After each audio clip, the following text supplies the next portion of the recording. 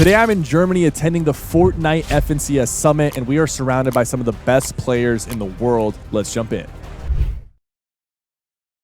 We're already seeing Riptides. We knew it was here going we to go. be uncontested. Thomas HG, focus, uncontested right now. Going to remain true. We've got a lot of people landing here. Triple contested. We've seen it back-to-back days. Sandy Strip. You see that right there. They marched somewhere else on that drop map. Already surprises coming out with Yomzo and Josh. Yomzo and Josh, we know just how key these guys are going to be as far as impacting some of the top players in this lobby. Reason and Noah, looks like they're gonna swerve. They swerved, but they didn't have the drop. A better chance of having a good first game. And this is part of just trying to win the mental battles. You don't want to be immediately eliminated. If you Thank you for the shout, by the way. I appreciate that. We're better off just trying to establish ourselves elsewhere. Let's go. Working with sticks and stones. We'll see how they come back. Chap Flixie, another team in a heavily contested area of the map. This south section.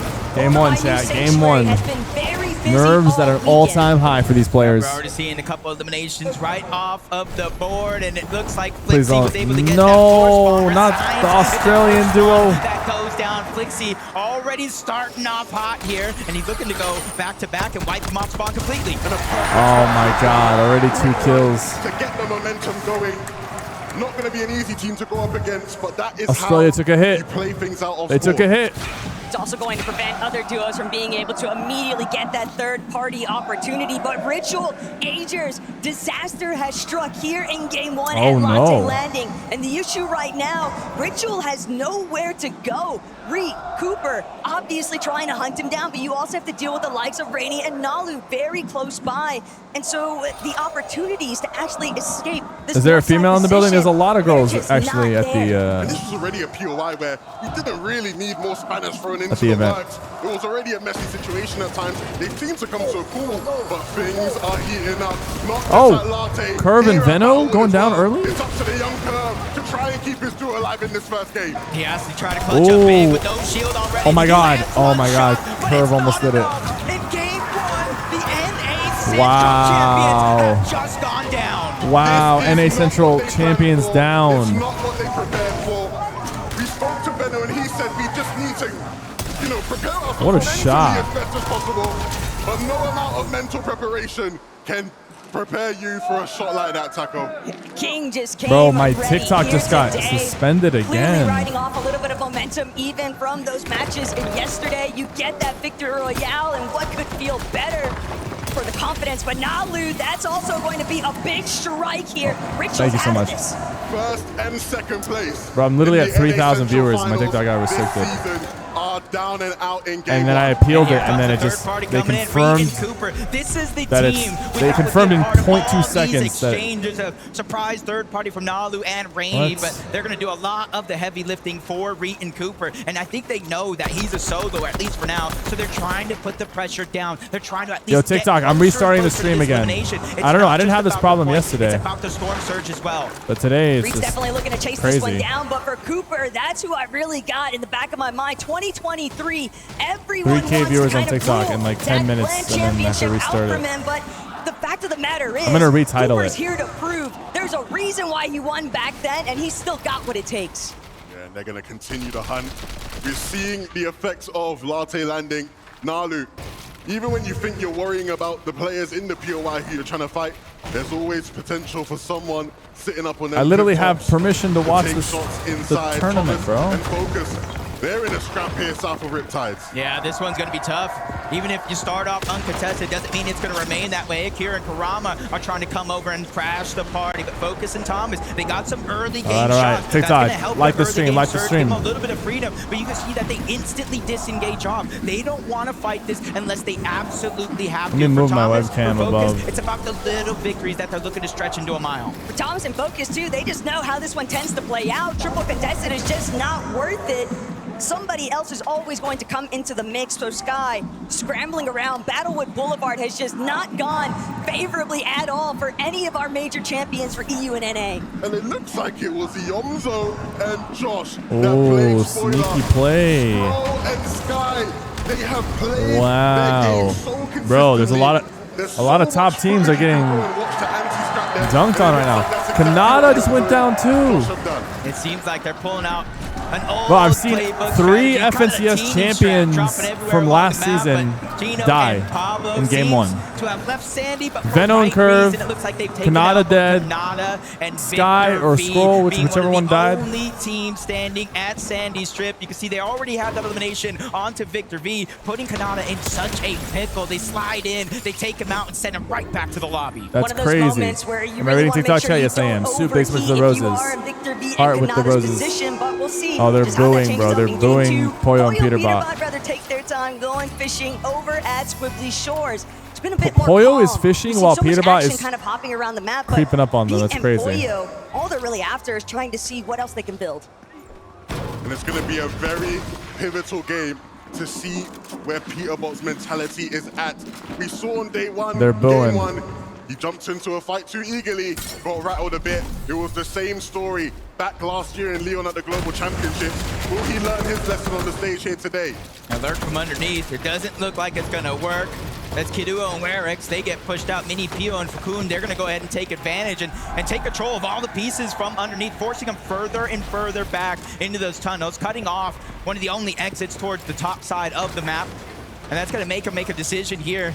Do we want to continue to fight for the spot inside, or do you want to try to travel through one of those tunnels? Camping out the teleporter or the porta potty can lead to some positive eliminations for any other players that might be struggling, looking for an escape from contention elsewhere. But it's still a difficult situation because when you're in the tunnels, other teams are going to know it, and they're going to wait for the moments that you start to Vico on height. Here at Frigid Fortress, you hear the crowd getting wild. Taco said it herself, go big or go home. And honestly, coming into this one, you know, I was like, they could win. I'm not sure if they're my top team to win, but after Vico said it on day 1, I was a little nervous. You saw how he played on day 1. That didn't look like he was nervous. Now they're here on Championship Sunday, uncontested. Let's see what they can do. The key with this duo is we know Malabuka's climbing up. they will have great solo performances. Sky's up top by himself. Together and bring that synergy. It's going to be a scary sight for the lobby. Well, Kira and Karama, they didn't get what they were after. Trying to see if they get some elims onto Focus and Thomas over by Look at Riptide. Sky So they get some venture damage back in. towards Battlewood Boulevard. And to remember, Sky Scroll, that was a duo that helped out Akira and Karama making it here in the first place. So it comes as no surprise that maybe some of those strategies might work against them. This is one of the most today. stacked lobbies ever, chat. One of the most stacked lobbies of all when you're time. as successful as Sky and Scroll have been, Teeny looking for success of his own here.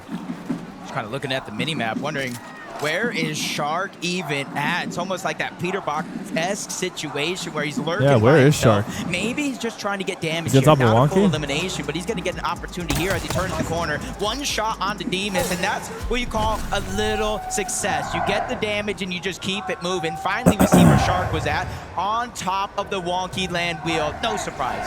You absolutely No, Shark's take alive. that exchange. But Dimash and Dom, He's on the height right now, just like looking for little fly damage. on the wall situation. Shark will be more than chuffed with that 45 tag. But I think it was a great way that Shark and Teeny split the responsibility of approach. You let Teeny do all the sneaking around, and you've got the bird's eye view off that Surge Tower, so you know that you don't have to worry about actually being challenged right away from a third party. Minori and Darkos, though, outskirts of the map. Liam and Jace, they had ample opportunity to showcase exactly Sparkling what water, kind I of like it. fighting capabilities they were able to pull I've been out in doing well. yesterday's Thank you for asking. competition. But these are some big teams coming into play here on the global stage. And these are two teams that we're going to be seeing interact with each other quite a bit today. Ooh. Both of their destinies potentially Cold's tied getting hand some in damage hand. in. For Liam and Jace in particular, this is going to be the toughest lobby he has ever played in. Hasn't played in a major final over in NA. But there is nothing more major than this summit. I know we haven't seen the full map yet, but I don't like 122 where of that Adil one's and going, Juice, up 160 towards points in the lower Wonky bracket Land, came up from towards the solo mountain on clutches. the Damn. north, and this is where, if you're a team, Taco, I would imagine you're going to have to start preparing for the end game and what's to come. You think so, but for Yapko and Panzer, they're trying to see if they can shut out Nalu and Rainy from even making that approach. They want to see if they can try and utilize some of this early Storm tank But if they can get the damage done, Damn. Brady will be dropped the moment that he tries to go for the escape. So that's going to be the first elimination confirmed here. And for poor Nalu, despite having 2 elims himself, things just got too scrappy. Nalu. And now he's just trying to see if he can outlast where Yakko and Panzer are. And this is clearly a big part of Yakko and Panzer's strategy for today. You saw Panzer was playing aggressive towards Nalu earlier when he was in Latte Landing. This is more of the same from this duo. And I would not be surprised if this becomes a repetitive story between these two duos Lock today. in. I do like this. They're pretending to leave. Panzer to disengage. Zone is moving all the way towards the west. You can just stay in front of a lot of the teams. You can turn around and do exactly that, what he's doing. Backtracking, getting surge, and just keeping it going in a progressive manner over towards the zone. But you gotta be careful. Cold and it's not Rapid. only Nolly that you have to worry about, it's Cold and Rapid as well towards Cold and Baited Rapid Bombs. is who I said is going to win, by the way, Chad. That's my prediction. Cold Cold and Rapid win it all. Sneaking about, coming all the way down from 4 fields.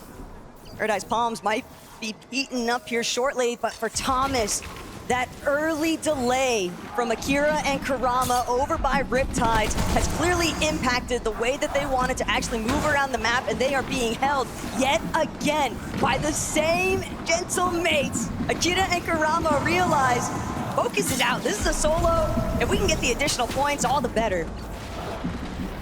222 below the damage threshold. Exactly Thomas what I was with the thinking. aim. You're gonna Thomas need has some a damage crazy. below that. Oh my God, Thomas HC. Oh, dude. Comes to an end the second it happened. A playmaker from Thomas, but Karama shuts it down. A big wake-up moment. Oh, that was for so Akira good, there. though. Very fortunate. Karama did not lose his cool. L2 spam? Is this a control shot player? from Thomas? They weren't warning shots. He was letting you know he meant business. Holy crap. The way that things have started to develop over crazy. towards Sandy Strip. A little bit of a slower move. Minori and Darkos are not trying to rattle the Hornet's nest here. Chino and Pablo. That's how we're starting today's Ooh, the highlight lights reel. just It's going changed to be color. a fun 8 games, people. Sky and Stroll looking to begin that journey to recovery. Both players back in the game. Both players looking to put themselves in the they're so type of stacked. spot we've Sky seen and them in Scroll are so stacked. often. Up on surge, good when it comes to their loot, trying to get some heals back, and a late rotation into the safe zone when needed.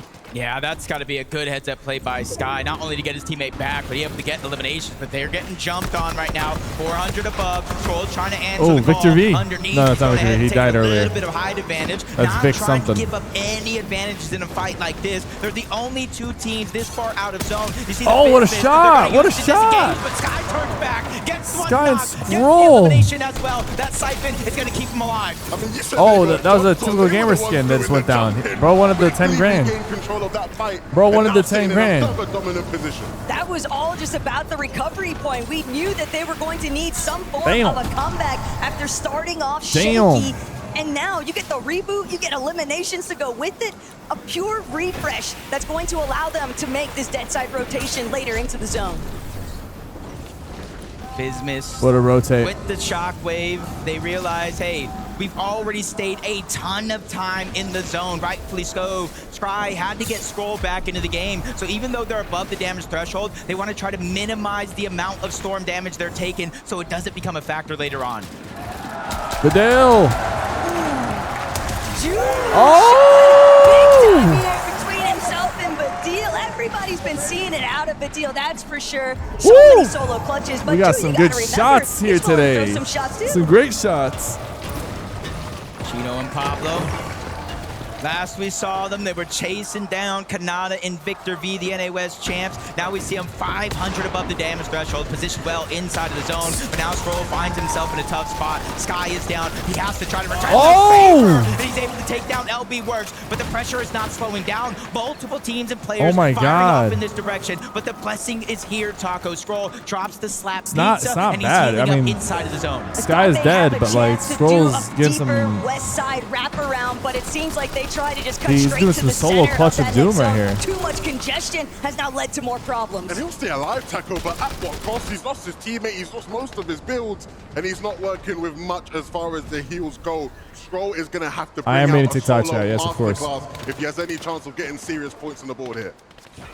Reckless and Alex are alive. Cold and Rapid. Cold and Rapid. Underneath. 96 above the damage threshold. We saw how messy it was at Core Fields not too long ago. 200 They have above to now. rotate in from the eastern side. And great damage on the Yapko and Panzer. They're immediately answering that Storm Surge question. Problem now, though, is will Yapko and Panzer be able to even answer back, or will they just get lobbied? It's not just Rapid and Cold. It is the entire Oh, teams. get that kill. Get that kill. All of them located on the south side of the map. And Yapko Panzer, they are down and out Cold for got the one. count. Cold got one. Free elimination there for Cold, and he's got to be feeling real nice about it. But now poor Liam, you hear the audio cue of these bodies being eliminated right in front of you, and yet you have to make that same rotate. Fortunate enough that the storm they set their rotation. sights on that next zone. It's making everybody move a long here. rotation they will have to make. It's making everybody move here. One that will be possible, especially Game one, baby. Game one. These guys didn't worry about that though. Sitting in a pretty position to just take shots at whoever they please. Get to see the other side of the coin, though, for what was happening. Oh my God, Vico. Fans are dealing with Vico Malabuka on top of Cold and Rapid. I mean, the ending was practically inevitable. Great shots from Vico Malabuka, and I know that he claimed nerves, but he also said to all of us when we happened to bump into him, I play best when I'm nervous. Uh-oh, Pollo as we tune in to the Kings of killed the NA, Yamzo. Peterpot is down, Pollo's alive, and I'm not sure he's in a position he can even work for the revive. This can't. zone is just eating him alive. The longer and longer he stays back there, he has to shockwave out now. Top 27, no placements in this game have been getting, and he's barely above the damage threshold. Pollo spotted out by multiple players towards the backside of zone. My God, he has Pollo. the farthest journey to go. Can he Pollo. make it? Pollo is no stranger to making magic happen on this stage. Pollo, But here in Peterbot game one, did there it. is still so much top competition standing Couple in lands between ago, him you gotta and do the it now. replacement. And Scroll is going to be one of You those gotta do it now. competitors, even representing as a solo. Reed and Cooper just went down. Will he be able to make it to their body loot? No. Hicks is going to shut that one down. Unfortunately for Scroll, we'll have to close off the wall, and we get to even Reason. see where Reason and O'Reilly are trying to find some of their success. Courage Nice. getting dropped, not realizing that that layer was already occupied. The Germans are getting comfortable already in game one, and they're not going to stop. You see them moving towards It's the a home front court side of advantage, things. chat. They might even want to try and play hype this game if they really, really are feeling it. It's a home court Regardless, advantage. Reason are here to play in this endgame. Wow, Scroll in the feed gets another elimination on the O-Zone. This is one great solo run from game one to start to kind of build that confidence. Tiggs at the top of the mountain, Saya, Scary's there as well. Pollo finds himself elevated but taking damage. Everybody's going to have a rough time traveling through this zone. Drew and Vanille, 84 below. They're feeling the pressure as well. Shockwave's coming out, but Storm Surge is active. They need 127 damage, and they need it now. They can only take about 3 or more ticks, and it's going to be Jew who makes the play, gets the shot, and gets him above. They can also hope that just one more They just player got the goes damage. down, because even at the just One more above player needs to go down. threshold point, they still just don't have There we go. enough. No These more surge. monumental moments where they need to show exactly how far they can take it. But Rapid, Cold, Rapid and doing Cold. a great job controlling. This is my a little prediction, bit of a chat. less I made it clear from the very occupied beginning. layer, Rapid and they're Cold always looking to punish are winning the backside whole zone. thing. Yeah, it's going to be interesting to see what approach do Rapid and Cold have to today's games. We saw a surprise hype play from them. They Pollo's won on game one, height. And now a surprise hype play from Oh Pollo. my And God, that's a solo Pollo, how is he here by who's just himself? used this position to potentially He does not have find a enough mats for replay. this. Someone whose bolts he can jump into and get a refresh. He does not have enough mats for this. Will quickly follow. The lobby is really starting to shake up here. Through the fire and the flames, we carry on because only one Malabuka. can be left standing at the end of the day. Vico, Malabuka. Once they they're know he's a climbing up solo, towards high it's- ground as well. it's As soon over. as somebody realizes that Pollo is a solo, they're going to get the green light to go.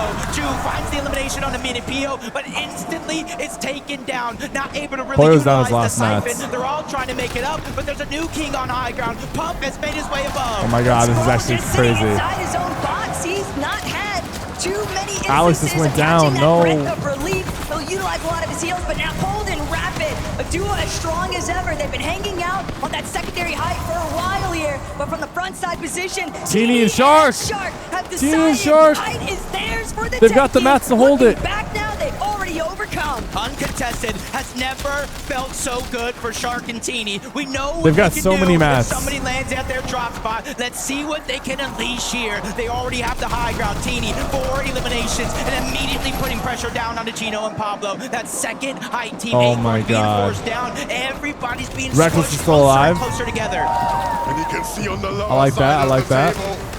Acorn just went down from Rat to Rapid.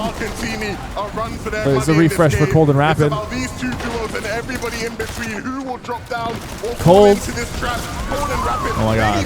He has no more mats. It's being applied and they can't handle this player right now. Oh my God.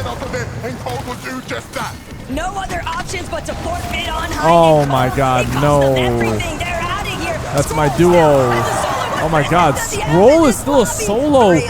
Scroll lost Sky like 30 minutes ago. He's still cooking. Shark and Teeny dropping from height. But can it last? Shark and Teeny are finally dropping down. Shark and Teeny gonna win game 1, bro. Fan ransom $2. Hide chat. You guys can hide chat. What do you mean hide chat? YouTube, you guys don't know how to turn off the chat? Just go full screen. Oh my God. Oh my God, Shadow down. They're all killing each other. Sky and Scroll are going to take this easily. Sky and Scroll are going to take this easily. Darman Deem is just here to remind everyone who's actually in control when it comes to the lower ground front side. Chino, look at that. Oh my God, Sky and Scroll win. Everyone's just killing each other on the low ground. They're all just killing each other on the low ground. Wasn't able to get any of the mats, so he gets taken out from it. Shark just went in. Easy win for them, bro. Shark and Teeny. No reaction. That was easy for them.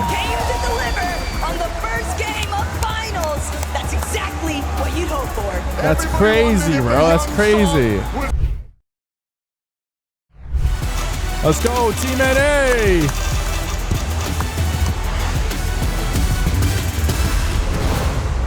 Insane solo clutches. Huge elimination games like Darman Deem has just had. We've had a cinematic first game already. And I'm definitely in it for more. In that last game, we kind of saw Cold and Rapid, not necessarily contested, but a good portion of the lobby already rotated on over. They made it evident, though, their intentions are for height, but we'll have to worry about that at a later moment because right now, Chap Flixie, they're about to get the party started here at New Sanctuary. Already Flixie getting the first drop spot. Oh my God, and he gets bro. that first knock. Down goes Tinka. Now it's a 2v1 situation here. Chap and Flixie, instead of getting full aggressive, trying to find where that last elimination is, they're trying to work together. Get some Bro, materials, the Australia team needs to lock in. They're dying off spawn. Team who have had plenty of slow starts to tournaments this year. This is a great first 2 games for them as far as the off-spawn situation goes. Quick wipe twice in a row. This is game 2, Chad. Game 2. A lot to wonder for game 3, but now Pump, Epic Whale trying to have similar success, and they find it 2 quick eliminations to kick things off. Now opens the door to see what they do next, because they're definitely going to be looking to try and apply some pressure over towards other parts of the map, thinking Wonky Land, but maybe even lurking elsewhere, pushing further north. Yep, contested drop. Oh, good shots from Epic Whale. Elimination on the hero. Sees focus across, and they now kind of use their numbers to go ahead and get that elimination. And Epic Whale and Pump have been on a journey from Wonky Land to Riptides to now this split drop here.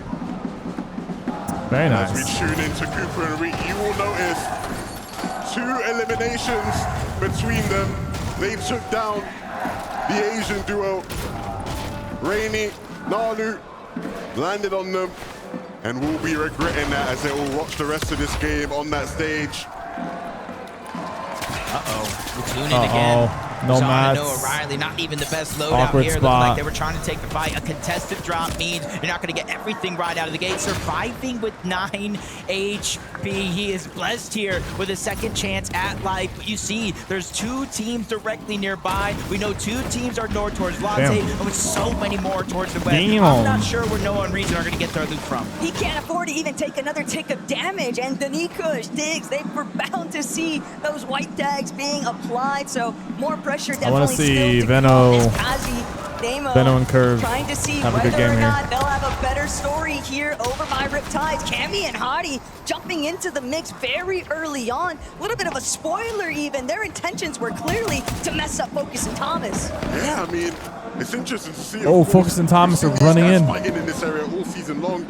We've seen Focus and Thomas make lurk plays like this all season long, and this might just be a successful one as the fight ensues. Oh my god, oh my god, oh my god. Hooking in. They're ready to take control. Oh of the my fight. god. Not prepared for the damage. 3 kills.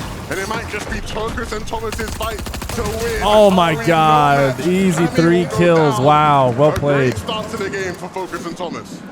That's exactly what Focus and Thomas needed to, but the message had already been sent. The rest of the lobby now, they have it read because Thomas is just finding so many crucial moments very early on. He's got that rhythm going strong. That's one thing you kind of learn over time. Don't poke the bear, you'll awaken the beast. I think Thomas and Focus knows they need a decent game here to go ahead and place. This is game number 2. Pollo's dead. Peterbot left by himself. 1v2. Oh my god. We've seen the exact opposite in the last game. Pollo was able to kind of clutch up decent placement. 28 points. Peterbot now with the pressure on. One of the greatest of all time. Has to prove why he still is one of the best, but he's getting pressured from all around. 2v1 situation. Dropped down to 65 HP. Even with a full jug and some splashes, he's still outnumbered. And now we will learn which version of Peterbot are we going to see in this competition today. He's already in 17th place after that first game. Not where anybody thought one of the uncontested teams in this game would end up landing. Peter is but no by Sip himself. and Izzy, they're going to let the dust settle. Like if this was Peterbot freaking chapter possibly get 5, away like it's a as solo.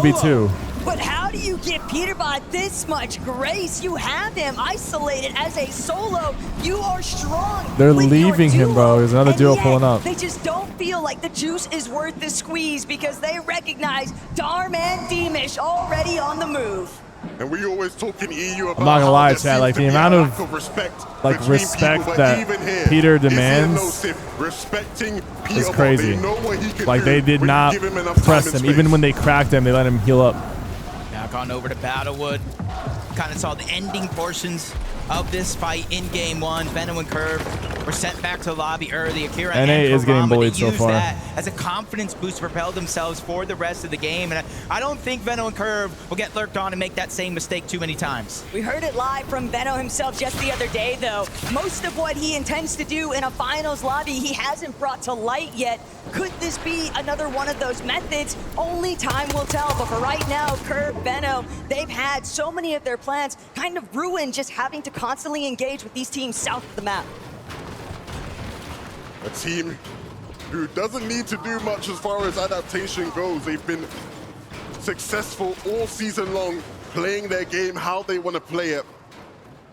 And with Scrolls, 32 points, 52 points solo clutch, I should say, in that first game. Hey, Talk, it I'm will restarting give my stream. them the much needed. I'm just gonna keep restarting every time it it gets restricted until I get banned. Hopefully, as a duo, Jacob, but if needed, we know they can do it alone. Yeah, that's going to be the big thing is a lot of players will probably find themselves in a situation where things didn't necessarily go their way. Yesterday I wasn't getting And it's restricted. really about how you answer the call, cold and rapid. This time around, unlike last time, Taco, they get the zone pulled on over, which means they have more time to work with. You would think so, but another duo that I wouldn't be surprised to see make their way on over towards this Fort Fields direction, Chino and Pablo. He didn't want us to hit 1 million? Triple contest at Sandy No, that's not actually why. That's not broken why. out, and that's why we see Cold in this Surge Tower. It's because Honestly, on the lookout, because TikTok he's fully keeps restricting aware my of the stream. fact that the dust hasn't settled yet. Because I'm over watching the by tournament. Sandy. He can Like see Chino TikTok surface doesn't- in the distance. TikTok thinks I'm not allowed to watch the tournament or something. Much of this game.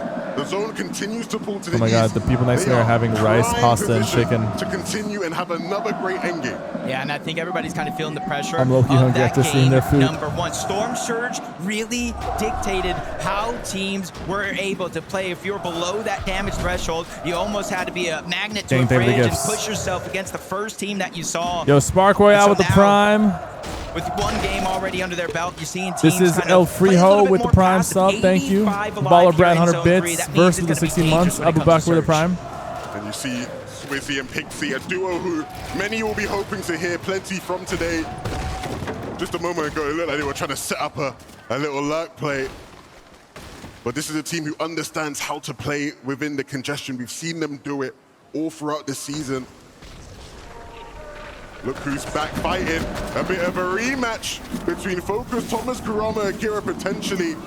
Focus, Thomas, though, they'll be happy with how their game started, not desperate for damage in the same way Akira and Kurama might be. Not in the slightest, but they're more than happy to still pay Kurama and Akira a visit just because of the fact that we saw Thomas not Destiny, I'm ready with tier 1. Thank you, Destiny. Early rotates in game 1, a little bit spoiled by the fact that they were challenged and held over at Riptide. So now Akira, Kurama, ball's in your court. But now they're knowing that Thomas. Thanks for streaming this. It made it more interesting with you. Thank you. This is a tough situation to be for this guy. Not only do you have to catch up when it comes to damage and surge, you're gonna have to put these gummy bears away to get yourself back up to cap mats. They keep eating them. Far off the pathway to having a spoil successful game right now with zone my lunch or dinner. It's an uphill climb.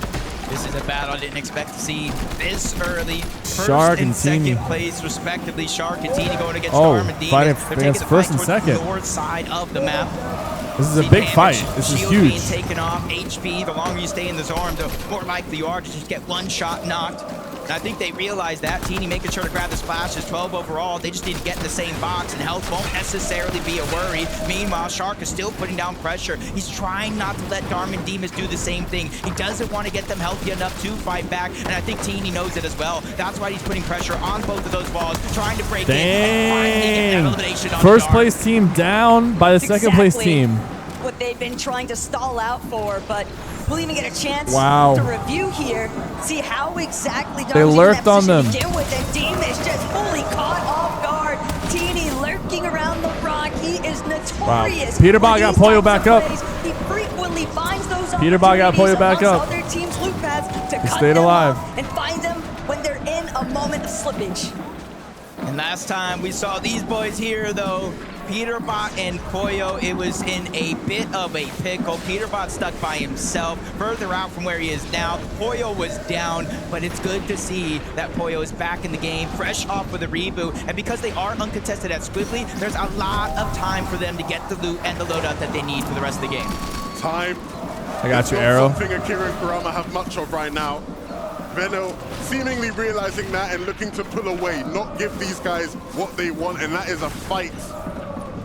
Veno and Curve need to make good of this game. We saw just how quickly this is game 2 of 8, chat. Game 2 of 8. Fighting people off spawn, you have to make every second count. And Veno's always been one known for liking to play through the storm into later zones. The only thing that might threaten them here in this matchup, if they don't run into QNDX and Phantom, is storm sickness itself. Can make things a little bit more complicated later on, but scenic views elsewhere. Chap, Flixie, very content right now, postured on a hill over by Builders Barracks, and they'll be the cutoff point for so many of those teams trying to make an entrance through the west. Yeah, for Flixie and Chap, honestly, their journey to get here, they were going towards the new Sanctuary uncontested throughout the course of the tournament. They won. Romero started to contest them. And not only that, yeah, Peter's alive. Beat him off the spawn, forced them out of Why the did I end stream? Because I got restricted. They went ahead and made the proper adjustments in order to qualify here for Sunday. Yeah, they started off the game super aggressively after winning their Ospo fight. They ran straight over towards Werex and Kuduro, and they took Werex down. We'll see if that aggression continues throughout the day. It's a tough spot right now, though, for Reason and Noah Riley. It is never a great sight when you're having to depend on these forms of mobility, but still, even entering a little bit after the fact, the main thing is just going to be trying to avoid Chino's line of sight, and that's already been scouted out. Reason trying to hug this cliff face as closely as possible, but Noah Riley, he'll be here trying to stop some faces. Oh, that was a good play by Noah. Shot, but it's just not enough. There's still that was a really good play, man. Oh my God. At least it's a start, but that one is going to set them back just a little bit. Hobby going ahead and firing back, letting them know you will not pass, or at least not safely. They're trying to continue to move in, but it's getting rougher and rougher. Sandy Strip, this part of the zone is so stacked that it's going to be hard, even if you get the eliminations to stay alive, but they're being persistent. They know they don't have the heals if Storm Surge activates, but Noah Riley goes down. 2v1 situation, and Reason will follow him back to the lobby. Try to do his best to hold things out, but it was a grim situation to begin with. Still, Ju looking to turn the tides here. Kiduo eliminated. Badil and Ju have a little bit of an opening shooting here. It'll likely be intentions of white lining straight from Okay. fields inwards, but more importantly still, as the partial zones begin to develop, Ju and Badil, they are stacked right now with the loadout. Yeah, they're in a great position to enter the zone without much resistance. Ju has been on fire so far this weekend, and that streak will continue. Gets one, gets the other. That's really well played. And he's feeling it right now. Badil was bigging him up, and rightfully so. Sometimes Damn, you just gotta this little believe in rotation yourself, right here. believe in your duo. Chino, Pablo taking that rotation away from Sandy Strip, but leaves them you gotta overly be careful. exposed. Even though they're almost 300 above the they're damage gonna get threshold, they now fucking become lobby sprayed, focused out. lobby Chino sprayed, but they got taking this a rock to little bit work more with. damage, but they're able to breathe here in this Big moment. chillin', big Still chillin'. 256 above. But look at what's surrounding them. Swizzy, Pixie, Victor V, Kanata, Malabuka, and Vico. Do the players not get overstimulated by so much talking? The players don't really hear the talking. You have to be quick with your shots because They the don't really damage hear it. application that you might receive in return, Those it could just be your headphones are demise. very good They had noise to invest cancelers. 6 metal boxes just to make sure they didn't get lobby sprayed there. So a tough position to be in, but one that they will survive. Mumsy won't be surviving this though. He should have hit an emote. Too much to deal with here in game number 2. He should have hit an emote. Guaranteed dead. Sometimes being below that damage threshold just could be so daunting. You really have no answer, especially if you don't have heals to keep it going. 47 above though for Acorn and Bolts. Not necessarily a strange position to see him in, especially where the zone has been going, but they need to be careful. Right next door, Peterbot and Poyo, and 36 they are below. below the damage threshold. That means anybody can get it at this point in time because they need an elimination. Still not enough my damage God. to where one tag wouldn't make the difference, though. That's the best part. Question is, how aggressive do they want to take it? How confident are 73 they up. feeling in their fighting right now to overcome? I mean, we know these two can turn it to 100 at needs be. And so if things really do start to get dire, I would not expect them to get too passive. Only 5 shots in the shotgun barrel for Poyo. But he only needs 1. We know that, boy. And right now, it just kind of What are looks they gonna do? like a solid strategy. They just They're need close to the 41 zone. They're damage. trying to out-heal it. They're hoping, praying even more teams have to rotate on by, and there goes that first find, diminished. They got a kill and they're still below. They got at least 1 tag, but they're still below 13-2. It's not looking good. They've got so far, many but heals, they're though. So patient. They realize they cannot get desperate in a situation like this because all it takes is one 2 moment of below. weakness to cost you everything. It's just the repercussions of that first engagement. They tried to exchange big blows, but they ended up losing a good chunk of their Winning a lot of surge mats along here. the way. And when you find yourself net even, it makes every single moment matter even more so because you're just constantly teeter-tottering. Bro, between I've the never two, seen a team take above this and much below. surge damage. Look, they're opting to try and out-heal just to keep themselves in the game longer, to maybe extend that window of opportunity for a refresh. And you're seeing Peter Holy crap. activating right now. It's Bolts he has his eyes set on, but they won't give it up too easy. You see now the desperation is kicked in, Jacob. They want to get in and fast. Yeah, they realize we can't continue to out-heal this. We'll have Peterbot nothing down, left bro. over. Storm Surge hits. Peterbot They're going goes down. Oh, Oh, holy frick. He strikes Bolts down. Still below the damage threshold, though. Active Surge. He's He above, he's finds above. himself above by cleaning up that elimination. Oh my God. Miracles do exist. We told you he only needs 1.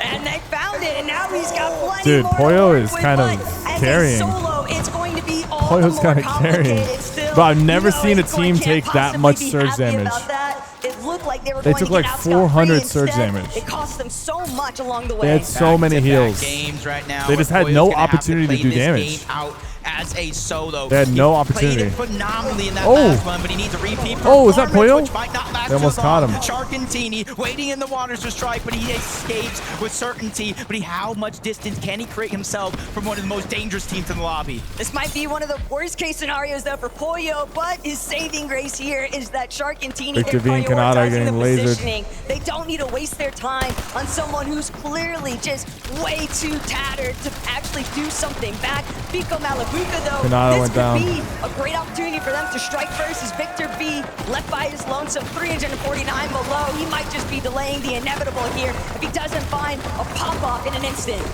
Victor V looking to try and be our next young star to Yeah, make he's going a down. pop at this stage. He'll have to wait till game 3 though. Too much pressure from the lobby.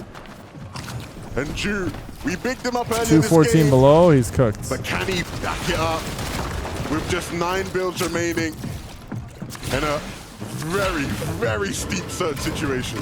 One of the problems that Ju and Bedil have encountered along with other teams that are struggling with surge is that these rotates, you're so much more exposed. There's not much to hide behind from the territory just surrounding Sandy Strip. And with that in mind, teams, they're forced to expend almost all of their materials. They're trying to make these tunnels to find those clear paths, but everyone is just on the lookout, constantly trying to find opportunity here. And Ju making the approach now. It could be cold next. Chance is going to go down, pull the rapid, immediately steamroll that one elimination. Damn. They backtrack, trying to get seconds, but it's Tyler. Dude, that surge is brutal, man. That surge is so brutal. You can see the entire lobby coming online here. Even high ground. You got Belusi, you got Zangy, Alex and Reckless is still alive. Yo, Alex and Reckless could do it, man. They could get the best Australian placement ever on land. But this is a sight right now. Shark and Teeny. Scroll and Sky paired together. Skull and Sky, bro. This is all NA dominant. I mean, EU dominant. They're ready to make a move. They've got the mobility off the overdrive. We need the NA teams to pop off. Trying to move forward, using the gauntlets to try to move past, but you see Chino, Pablo, they go down. Belusi and Zangy, they go ahead and exclusively be one of the only teams up above. It's Vico and Malapuka take down Karama, and this is one of the most dangerous parts of the game if you're not ready. But high ground has to be careful. Agers and Ritual, they're towards the backside of zone. They could pop off at any moment with just one shockwave. Zangy and Belusi, they have a tough Reckless task for their hand holding on to this one. Show us. They have to be eagle-eyed as Vico and Malabuka look to potentially make a play in the back. They will just move towards the front side, maybe just waiting for that next zone, that next opportunity. They certainly have the resources to do it, and the chop will come out. But all the while on the lower tier, Shark and Teeny are starting to really find some momentum here. Vico, Malabuka from secondary height, making sure to continue tarping directly below where Belusi and Zangy are at. But they're on the move here and now, straight up towards that front side of zone. They have so many materials. But it's Alex and Reckless that actually look up and try to contest. They get the kill. They get the kill. Get the knock onto Zangy. Belusi. They have height. Alex and Reckless have height. Few materials left, and being a solo, it's his only hope to Alex try to get more points. Oh my God, Ritual. Alex and Reckless Fight back, fight back. So much noise here up top. Fight back. Forced to drop. The chop is good to go. Ritual and Agers just took height. Now with a surprise come up here on height. Alex Reckless, fight back. Them out. They were waiting in the wings, waiting for that opportunity.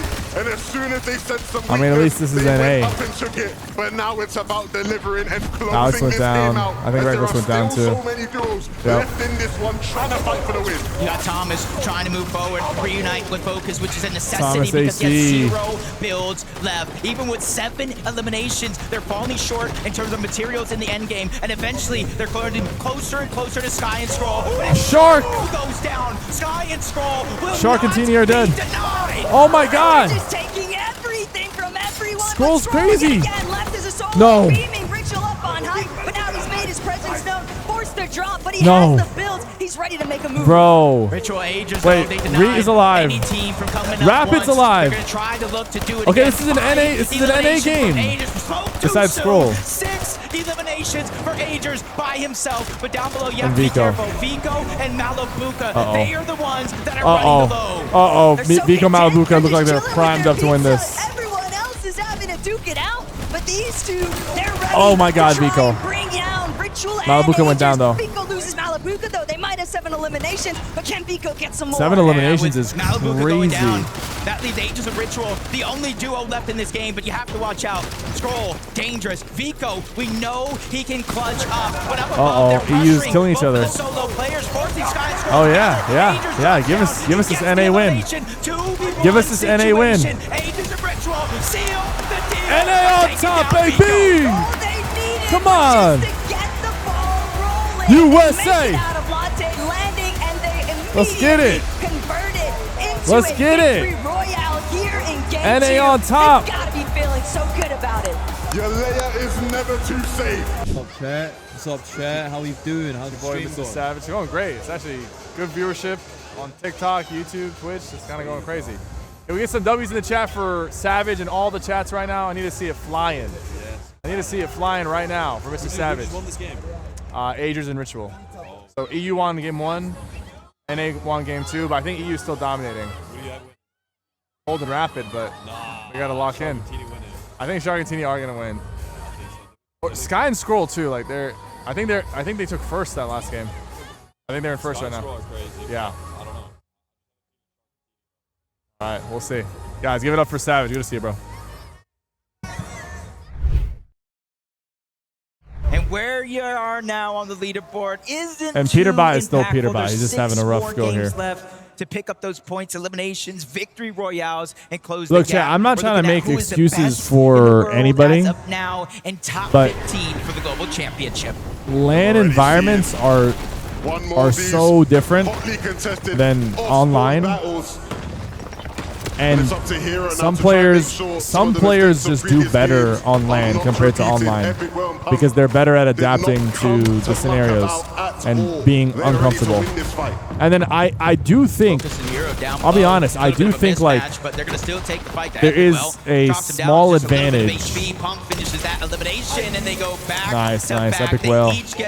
I think there's a small advantage for the European players competition for a moment there. No one had any materials to work they're in with. their usual both time so zone. Quick to the jump.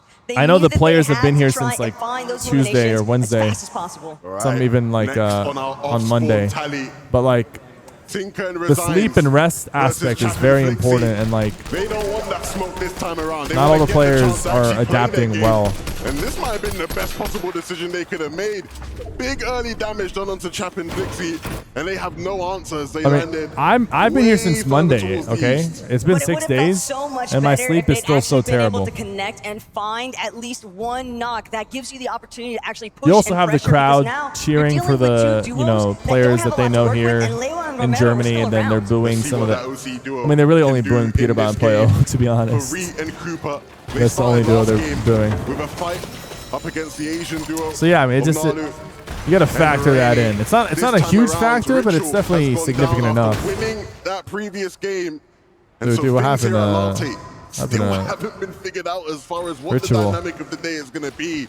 It is still a messy situation, Taco. For Reed and Cooper, it's just anything you can do, I can do better. They have a point to prove up against the likes of Rituals and Agers. And I know you guys might have seen things getting a little heated on socials, but here in the lobby is the best chance to come out on top. I was in the hotel lobby yesterday, chat, at like 2 in the morning, or like 2:30 in the morning or something like that. Pop up on the screen. I just hear the arena erupt. Like Reed was still awake. I've never seen so much energy. And he said he was having a hard time going to sleep. And the players had to be like up and ready to leave by like 10 a.m. Favorite teams is something that you love to see. And for Noah and Razan, they're just doing a good job here. Not necessarily sleep is so important just one contested when it comes to competitive gaming. Hey, we might not get the best loot off spawn, but this is something we can gather as the game goes on. And already in game 3. Major off-spawn switch-ups reigning. Winners get 125k each. First place gets 125k in each. The northeast of the map, trying to take fights in Latte that just weren't working, have now decided to land at Riptides, and I'm not sure if focusing. There's $1.3 million up for grabs. But at the same time, they didn't exactly have anything great to work with. They have to be so precise with when they pounce if they want to. Is there AC in the hotel? I saw a lot of pros in Twitter complaining. They've had so much difficulty just trying to find their footing in these first 3 games, and it's looking like things might go. There's not really a lot of AC in the hotel. Yeah, this is a tight situation because they're fighting. It's pretty hot. When it gets hot outside, it gets hot inside the room. Disrupting this fight, third party and causing a little bit of a distraction, landing some of those shots on a sky jump and Momsy. It's not a terrible hotel. It's not like a cheap hotel, but like. And I understand the aggression. It's also not like the best hotel ever, right? Really struggled with surge in that last game. I actually changed hotels. You don't want to put yourself in an even worse situation as the game I changed it like today and tomorrow. I'm not going to be in that hotel anymore. I went to a better one because I just. Whenever they're challenging others on the map, but those opportunities just not presenting themselves here today. Other teams kind of fluctuating with their rotational paths, and another one that's been impacted from the start because there is AC, but it's like very weak. It's not. I mean, in Europe it's cold most of the time. It's kind of like a rare occurrence that it's hot. Yeah, and because they split that drop, you kind of saw in the moment. Resigns and them have not died yet. Ammo. That's good. That's going to be Flixie. He's no longer going to be able to put pressure from up above. He does have the Chaos Reloader shotgun, so he can fight back, but that go ahead and controls, or at least changes a little bit of what they're able to do here. They can no longer continue to fight safely, so they have to disengage and find a little bit of more resource.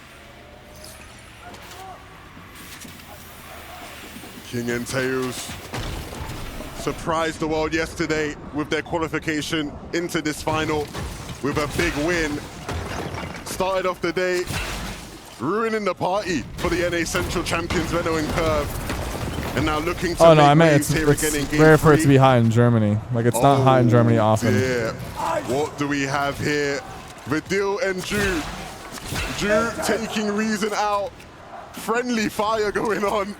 It's like in those but there is a heat heat wave going on right now. I'm not really sure whether to be happy or sad, but ultimately, only one can survive at the end of it all. And for Vidil and Victor Ju, V and Kanata are sneaking up on them. Short-lived because Kanata, Victor V, creeping around the corner, checking to see whether or not they can get into a better position to find the opening tags. I wonder if the crowd's going to try to warn them. West, where they typically stayed at Sandy Strip in order to get a lot of their storm surge on that region. They were uncontested, so a huge difference maker coming into the weekend, having two other teams land there. Games 1, Games 2 didn't go their way, and now they're forced to flip the script, trying to get a lurk play. They probably heard the noise in the distance, and they're trying to go. Not only that, he's but just now putting on his headsets. They are so exposed. You If can't any hear them. other teams just happen to get a little bit of leverage, a little bit of height, they'd have the chance to see that these two are out in the open right now because they don't want to make any sound. They can't really afford to toss out a build. They want to ensure that Ju and Vidil are completely caught off guard. Oh my God. Vidil and Ju, though. It's tense, bro. It's tense. The way they're playing seems like there's some sort of inkling something is being cooked up here. And I hope they persistently stay on top of it, and they will. The jig is up. Kanata and Victor V will look to dip as they realize there is no free opportunities here. Curve and Venno. Game 1. Didn't necessarily expect to get lurked on the south side of Battlewood Boulevard. Ever since then, I feel like they've been put on notice, Taco. A lot of their tactics have definitely revolved around their fighting potential. Both of these players are able to deliver some big blows and some big clutches, but at the same time, you can't factor out the competition, and it's scaling up with every single match that goes by because everyone's What are we seeing behind your left shoulder? This? Lurk after lurk here. Thomas HD and Focus trying to do the same things. That LB is the crowd. They're the ones up above on the mountain. Putting their phones up and just like hiding their in sync and going crazy. So Thomas and Focus, they're going to have to take what little information they currently have here and try to figure out how they're going to run away with it in this play. Kind of moving from the bottom up. There's a huge height advantage, natural terrain, so they can see it. But they might have spotted out bot, just kind of run off to the side. This could be a chance for them to try to take a 2v1. Yeah, they've got to know that there's a solo in the bush now. But he's also aware of the potential someone to come. If they can find the right timing, this will be a great 2v1 opportunity. Is Storm Surge only in pro games or is it in normal games? It's in all games, but it never really happens in normal games. It's basically only happens when there's too many people alive in a game, which doesn't happen in normal games. Trying to draw back a little bit of that pressure. They did land some damage though, so that's the combo that's building for Thomas and Focus. Good shots connecting yet again, but the distracting third party bringing everything to a halt in this moment. Thomas, Focus, they immediately box up on top, realizing we're in the zone. You still got to come to us, and now they have a moment here where there's a little bit of advantage here in terms of positioning. I think Peterbot's still better than Shark. Thomas was trying to find Peterbot also beat Shark in their 1v1s. It just didn't net but Shark is like, in my opinion, he's like next up, you know? Ringing through from Battlewood Boulevard, it's just going to be another delay, another slow down. And they've had a rather solid start when they've made it out of Riptides, but it's evident that they are on the hunt for some very aggressive plays. This was my mic is cutting out. Is my mic cutting out? New Sanctuary. It resigns. You might just be hearing like when they're talking, like it's cutting in. Would things start to get messy deep into resigns. The storm? And that is what we're seeing take place here. They can't close it out. He's able to escape. but he will continue to hunt. Yeah, and it Bro, puts you just in a Resigns and tough Tinker are having a situation. rough Whether you win go. these fights or lose these fights, they're so drawn out. You're trading damage. Even if you get the eliminations, Taco, you're not necessarily going to be above that damage threshold. And with the So zone many people pulling in far Storm. away, it's going to be hard to get it back. They've just spent so much time fighting and dealing with each other that they've left both of themselves in just worse positions, because even for Resigns, even if he makes it for the reboot opportunity, Cap Flixie, they're also still left in a world of hurt because so many other teams are going to look to try and hold them captive inside the Storm, not giving them the proper opportunity to rotate through the edge of zone. Last time we see Curve and Veno.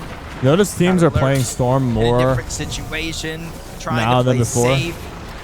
But as we tune in now, empty item slot, but they're going okay. On the other side, though, may not be necessarily the same. Malibuka dropped down to just a sliver of HP. Vico, though, able to save the day, pick up that knock, get the elimination, and is now giving Malibuka valuable time to heal up before they have to make their turn into zone. Hey, go Vico, go after all, and this is exactly what the young superstar needs to be doing. Malibuka on the ropes, and just like that, Vico able to turn it around.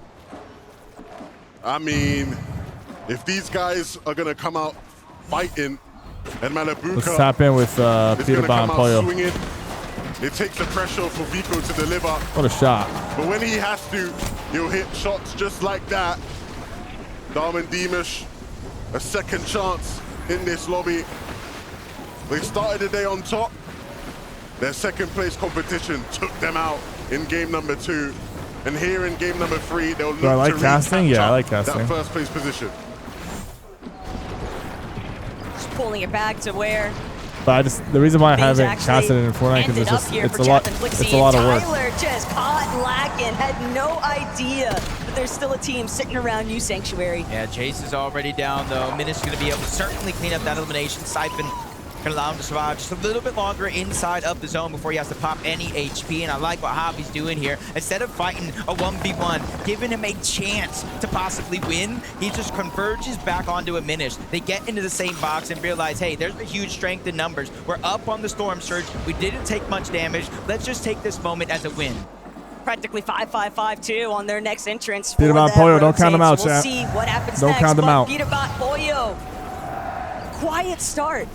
A different strategy. Don't count It's them out. Very foreign to see these two, not with a whole slew of eliminations already built up in their counter, but they have clearly devised a plan and a strategy that revolves very heavily around playing inside of the Storm. Zone pulls far, and they're waiting. You can see Pete is in the base, waiting for players to rotate past, but unfortunately for Pete, those players aren't going to come in, so there is a good chance we see another game where these guys are down and out of luck when it comes to Surge, desperate to try and jump into somebody's box. Kanada and Victor V, we saw their desperation earlier when they were trying to make plays happen. Now the situation has worsened. They have to make something happen right now. This is the only decision they can make, but it's going to be one they're going to regret. Kanada goes down. Matt and Cole were able to get that elimination, and these guys have been the unsung heroes. God. They qualify out of NA. They make some big plays. They make it from the upper bracket, and now they're shining here in Game 3. First elimination, sometimes that's going to be the hardest, but Victor V finds him so down in the depths when it comes to damage. Almost 400 Victor V 1v2? overall. That's He's almost 400 below. 2 He's so full cooked. eliminations worth of damage, and that's where it gets tough, because even if you're able to take down Cole, you're at a disadvantage. 2v1, He's cooked. and this one's going to be tough.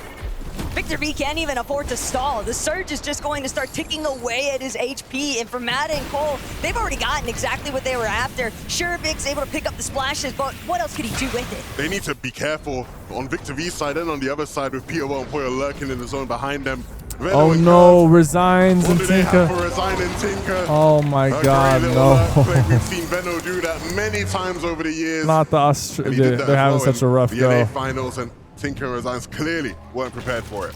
We've seen how things fared for one half of that stalled out engagement over by New Sanctuary. Flixie Chap trying to see if That's they can rough. change their fate, though. Opening starts. Seems Does like Epic have anything in place to keep the fans and crowd from tipping off players? The players' headsets don't allow them to hear anything. He gets denied. The headsets are very, very they went from good noise-canceling headsets. Getting that elimination, and then the players are not allowed to look up. Above. They can only look at their monitor and their teammate. That's it. They're not safe. That's why each duo has a moderator behind them. There's 50 moderators. Trying to ride that momentum, it gets cut short. Oh God, Agers and Ritual. And it's active surge. It's not looking good, Phil. Just ever since the start, when you're not able to fully survive that off-spawn contention, you're going to be left trying to play for the leftovers. And for Agers and Ritual, it's very obvious that this below, has not done them any favors either. They've had to go cross-country, but Agers looking to get fraggy with it. Won't get the shots to connect, though. Cringe and Twa instead come out on top. It was always going to be a difficult game with how things started off for them, even after that impressive win they got, but this duo is not out of it just yet. The screens are above them. Hearing more from them over the course of no, the screens are literally above them. They would have to look. Leave it to the rest of the lobby. They'd have to look behind them to see the screens. They'd have to look behind them. They can't see the screens without turning around. They're already starting the game with one element to reason, and they will look to quickly improve on their standings. Just 30 points so far, but plenty more to grab in this one. Yeah, almost 400 above the damage threshold, so they are looking good. No necessity to beat Curve and Veno. Curve and Veno, 5 elims. 5 elims, 900 plus damage. Gets cut short a little bit. What a game for them. They kind of break through the bills, but you see in Veno and Curve persistence. What a game for them right now. They see a pile of loot, but instead of just running in, getting greedy, they're playing very, very calculated. This might be where they fare best, though. They want to be in the thick of it because that's where they'll get the best opportunities to shine. Alex Reckless just died? Damn. Off guard, trying to work their way through they're doing well so layers, far. They're doing well. Undetected by the teams that are already boxed up a little bit higher up on height. And speaking of which, Sharktini already trying to get that little bit of leverage because they need to find a solution to being underneath the surge threshold. They don't have enough heals for this. This one goes 130, 153. Storm Surge begins to activate every 7 seconds. Teeny and Shark will be stricken with 25 damage, shield, or HP, and it does not turn off until there's 40 or less people in the game. Right now, their strategy looks to be to out-heal it, but now Shark is out of heals. Now he's put on a timer that will not last forever. But look who's avoided almost everything along the way. Acorn and Bolts. Teeny has fallen, though. No opportunities to bring this one back. His body being carried away there by Ju and Badil. Shark looking to see if he could try to scramble, pick up the pieces, but as a solo with Shark's no HP, dead. what more can he really do?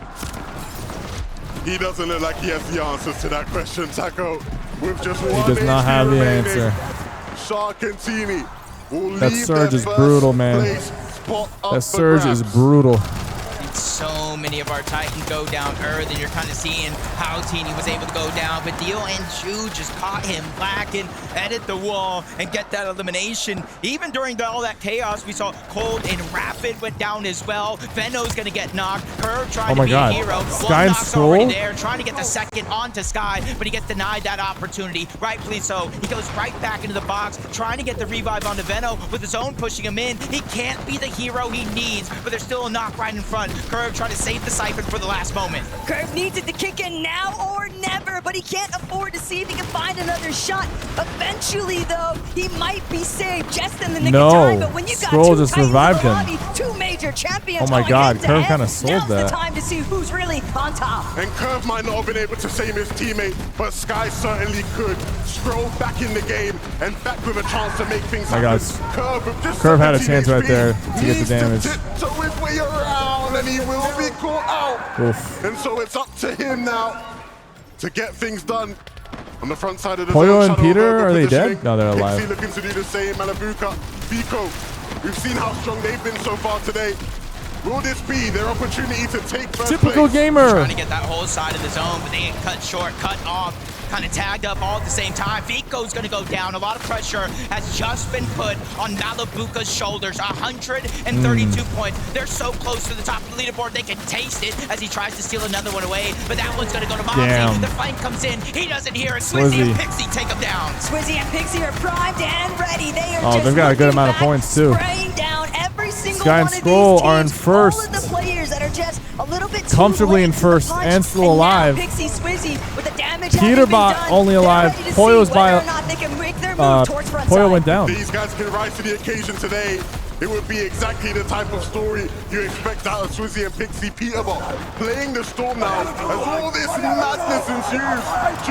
The deal on height. Looking to take this game. Everyone's going crazy in the crowd right now. Everyone's going crazy in the crowd right now. No way. They will keep it for now, but that is just for now. They have to continue to hold it and apply the pressure. The crowd is losing it. Feeling like they're on cloud 9 right now. The entire arena cheering them on, but they draw their attention to Shadow and Virgo, that second height team. Anybody in that position can use a shockwave and disrupt everything they have going on. You can tell though from the way they're playing it, they don't have the materials, and so the chop will go through. It's Cammy, it's Hari. We've seen them do that so many times before, and so it'll be up to Badil now to clutch up. But this is a spot that Badil's been in so many times already, and now here today, Badil trying to see if he can strike through, but his shield is so low. He's fully cracked. The movement is crazy, but he's left tumbling down the hill, trying to see if he can get out of sight. Oh my God. Pablo is falling, kindling right next to him, but Badil, he's not gonna be able to get the shots. He wants to try and make it through, but all of these pre-existing builds just forcing him to make the effort. Oh my God. Badil moving forward. Oh my God. Oh my God, what is happening? Keep finding a way. He keeps on doing it. No! But dude, that was still sick. That was still sick. He just took out the first place team, or one of the players, the first place team. Finally make a play for it for themselves. Oh, Shadow and Virgo just got rocked. Wipe clean and Scroll down below has a tough Polish duo up trying to take this game. In fact, they're the only duo actually up in this game. Scroll, solo, Pixie, solo. Scroll's being the focus right now from up above, trying to expand, but he's running out of material, and Duo he's above, running win out it, of material right? fast. Hari, Cammy and Shari. He's building out a wook. That's a sign of weakness, and they want to take over. They can't let this opportunity slip from their fingers from one team to the next. Pixie gains their attention. Oh my God. Scroll goes up. Oh my God. No. No, no, no. No! No! Oh my God. Oh my God! Oh, that was such a good attempt. Oh my God. Yo, Scroll is insane. Scroll is insane, chat. That is not a problem from them when it comes to big moments, when it comes to big events. Cammy is one for certain that shows up when it matters most. He almost clipped him, bro. Stand up, Düsseldorf, please. Give it up for Cammy and Hari. Sky and Scroll are running away with this, chat. On the leaderboard means so much. If you're going after first, you might have to have a big game here. If you're settling for that top 15, you just need to remain top 15 consistent. qualifies for global, chat. They know they got lurked on at the start of that last game, and they're just being a little bit top more 15 aware. qualifies for surprises globals. this time around, or for now at least. We have to see what takes place elsewhere. Looks like these guys might get a game uncontested. Epic Well and Pump. Ooh. I mean, they've won the last few.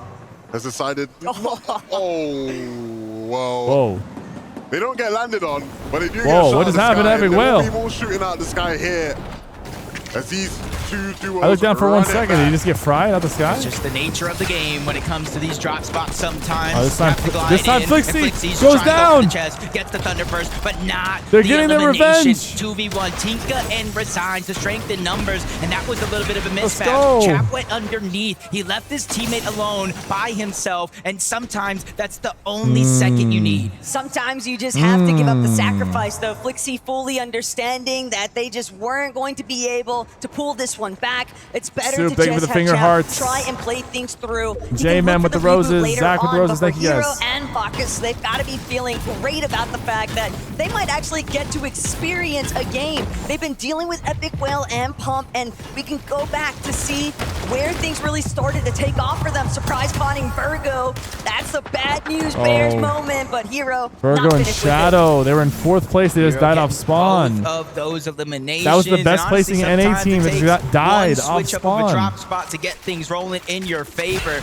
And NA already is we'll in see shambles, how they bro. rise up the leaderboards after NA this is one. in Triple shambles. contested still over towards Sandy's Strip. It's Chino and Pablo that find themselves in a close quarters combat situation here. Victor V and Kanata on the west side of Sandy. So right now, it's going to be Fakun by himself, just having to clutch up or just stay alive until he can get his teammate back. Fortnite This Globals, is a yeah, it's the dispute that biggest has been tournament. taking It's always place since towards the end of the Friday. year. Pablo and Chino have non-stop been looking to bring down Pupun and Minifio. They nearly succeeded in yesterday's competition, but it just wasn't enough. This time, though, they've settled everything once and for all. So game 4, they'll just have to deal with Victor B and Kanata at Sandy. And that I should get someone to come up to my booth. I like being alone in my booth. I'm willing to live with, one that I think they can find success with. And so if there's anybody that can give Sky and Scroll a run for their money at the top of the leaderboard, we know it is Pablo and Chino. We also know what Thomas. But I think he is motivated to play. I don't know. The international tournaments, I don't know if he 92 is. points so far. Not necessarily the start. I feel like that they Peterbot had plays wanted, better when he's going against kind of pick up clicks. the pace. Kaz, trying to disengage underneath, focus Like on the Peterbot is chase, more shot after motivated shot to connecting, beat and clicks finally than he gets is that first knock. to beat Elimination anybody is there. else. And while on the other side, Focus cleans up And one. with clicks Thomas not now trying to qualifying, stall like, out this fight, waiting for his teammate to come he has, back, like, no using the motivation. numbers to their advantage, and just firing off on all cylinders. Damo by himself, but not for long, because he gets sent back to the lobby. Poyo went down. It's just obvious that Oshi duo was running on fumes here. Unfortunately for them, Thomas and Focus do take full advantage of them being pushed so early. But Poyo, Peterbot, this is unfamiliar territory now. NA fans, look away. This is not what you want to be watching. Poyo, who's been the more reliable, it feels like today, as far as staying alive in the duo, goes down at the hands of the Frenchies, and so that leaves Pete to fend for himself and keep this duo fighting in this tournament. Yeah, and that's something when you kind of look at the stats of Peterbot and Poyo on day one, you know, kind of leading in damage. I'm still right not there counting with Peterbot and Poyo eliminations, out. But where they placed Like, I'm on still the not counting them out. leaderboard They were doing is not terrible where you would think a team like last Peterbot and Poyo would FNCS, place. and then all of a So sudden it's not just necessarily ran up the leaderboard, actual got fights first place and with like 2 mechanics, games it's the overall remaining. game plan. So far a tournament to forget for them, but still plenty more to play. Chap has been able to keep himself Tingling. in the game with a nice little lurk onto King. Reed goes to bro. I just see NA teams dying left and He right. can trust his duo when he left off on a solo adventure here. Yapko and Panzer, though. Bro, Cooper said, I'm here to have fun. Over by Latte, and they've Cooper, got what do you mean Cooper fun? directly We're in here their to make sights. Yep, they were able to kind it happen, man. angle We're out here Reed to by himself, and now they land a big continue shot our on legacy. Cooper 2v1. They're continuously trying to push in. Cooper's time is definitely limited here, the way Yapko and Panzer have been playing. They need the points. They have to try to catch up and move up that leaderboard if they want at least top 15. But Cooper's keeping them on the chase up until now, where Cooper finally falls. And just like Taco said, Yo, there, Flock the Path with the split level with shit. Aegis Thank you so much, Ritual Flock. not working out. And we have seen Appreciate Yapko you. and Panzer are not afraid to fight anybody in this quadrant of the map. If they Reed is spot a cooked. weakness, they will strike and they will hit Damn. hard. It really feels like they've been playing a lookout to see who's going to be the duo that gets pushed further north from Latte Landing off the initial off-spawn contention. And every single time, whether that's been Ritual and Agers or whether that's been Reed and Cooper, you'll see Yapko and Panzer throwing their names into the mix.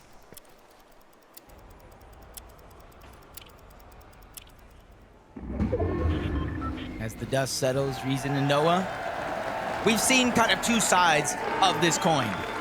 Moments where they like to get aggressive, try to find eliminations.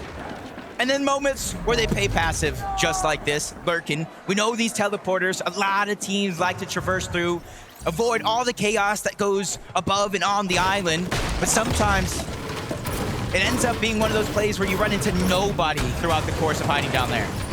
It looked more like they were set up banking on someone actually taking that Ascender directly down to them, obviously hoping that they could get the advantage off the right side peaks. I missed the Galaxy. Yo, Flock Pat, save the Galaxy. They'll be the closest to it. Whether or not they Was there actually another take Galaxy the that I bait, missed though, before that? That's a story left to be settled. Flock Pats. Oh. The Shark and Teeny. Back-to-back Galaxies from Flock Pats. Thank you so much. To everybody watching. W's in the chat. Really W's in the play. chat. We've seen them win, but after There it last is. game's surge disappointments, the question does become, there it is. when this team faces a challenge on this stage, can they rise to overcome it? Oh my what God, really he's makes spamming things so Galaxies. exciting is that He's we've spamming seen them. EU challenge Sky and Scroll I'm pulling him up on the main before. screen. He's spamming You can them. never count yourself as safe. 1, even 2, when the 3, match looks 4 promising, Galaxies. Oh my because goodness. so many teams like Swizzy and Pixie all Oh my just kind of goodness. nestling in, to these tucked-away positions, utilizing every bit of terrain to their advantage. And I think in the case of Swizzy and Pixie, they've almost been counted out by many, many people watching. And understandably, when you look at how the year has gone, but that is too much talent. I'm going to have some steak dinner tonight.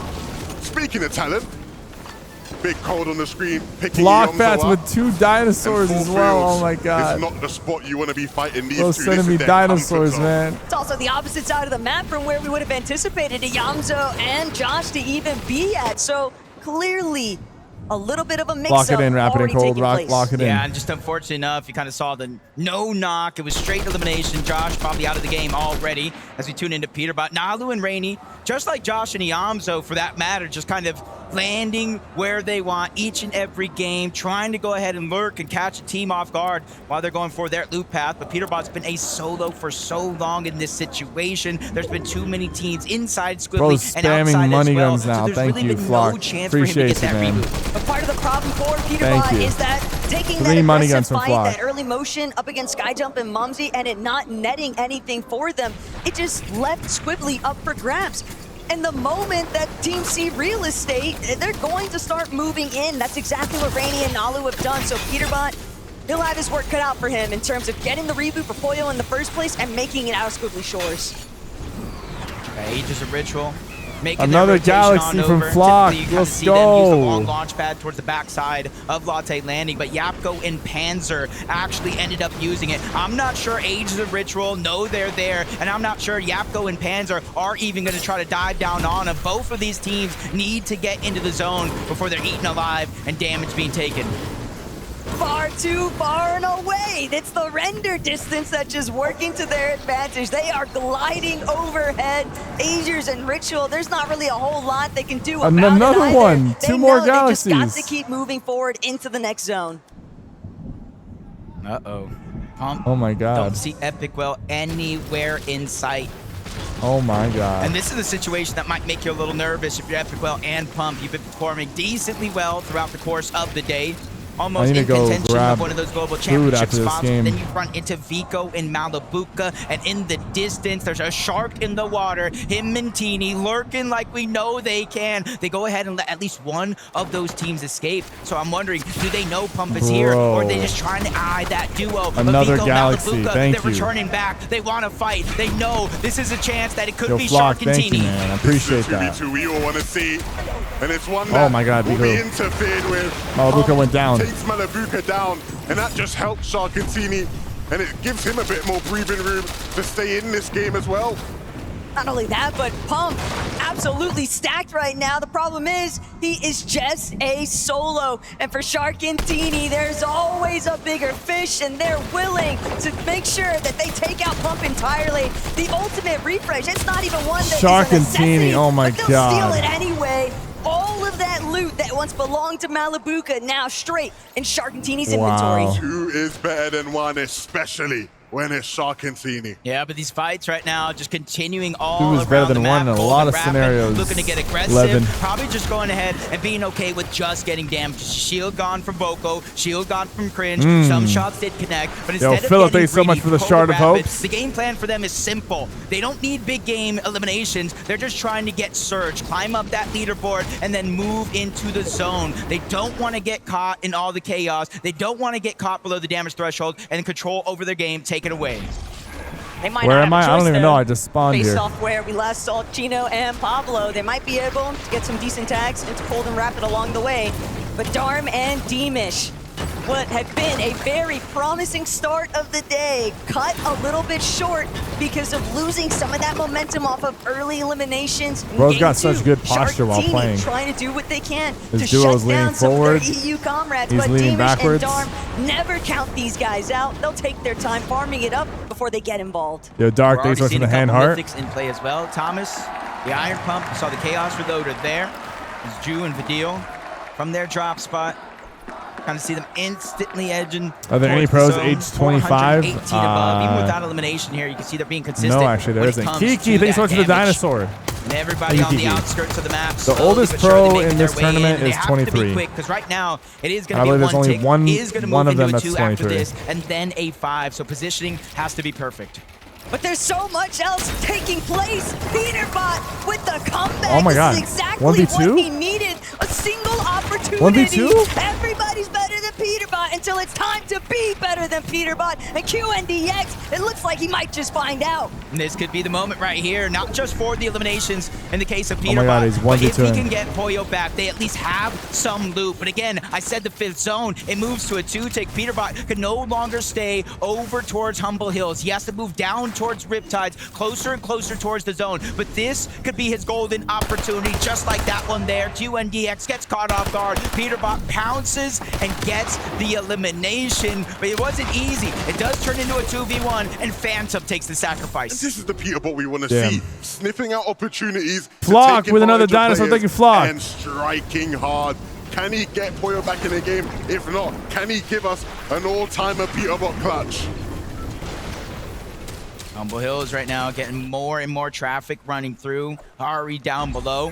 Don't see Cammy anywhere. Nalu and Rainy, they have no choice but to play aggressive here. 147 below the damage threshold, but that first shot is going to slow him down. Demon's coming in. Is going to make it that much harder, but Nalu hits a haymaker on one side, but another one breaks into the box. Now they're scrambling. Back to the lobby they go. Darman Demas, a strength in numbers is real. Wow. You hit hard, we hit harder. Wow. Yo, TikTok, what do I think about Click's not qualifying? I think it's I don't even know if they realize that disappointing. Ari was still there, but Chap, Oh my God, these guys just pushed Peterbot for the Poyo revive.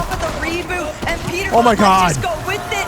Fortunately, Oh, he almost 1v2'd Blitz is again. down yet again, but Chap has closed it just Everyone's enough cheering to 'cause Peter revive his died. duo. Now they get an opportunity here. They are getting chunked out by the zone, but look at the extra heals they were able to get. A mending machine not too far by. That was a huge success. Yeah, it's unfortunate that Click didn't qualify. I'm sure he's going to use this as motivation we saw yesterday. Slow to start get back to the day, but into slowly grinding but and surely taking things ramping more up. seriously. Doesn't matter though, everything that just took place Zach for Steve with the Darm 100 and roses, thank Deemish you. has steadily fizzled away in moments. It seems so promising. You get the refresh, you get the abilities, but they're just so below on Surge. Just took too much damage in the exchange overall from Rainy and Nalu, and it's apparently left its mark. This is going to be a tough rotation to make. Max Pool, it's not going to be any easier for some of the teams in the zone.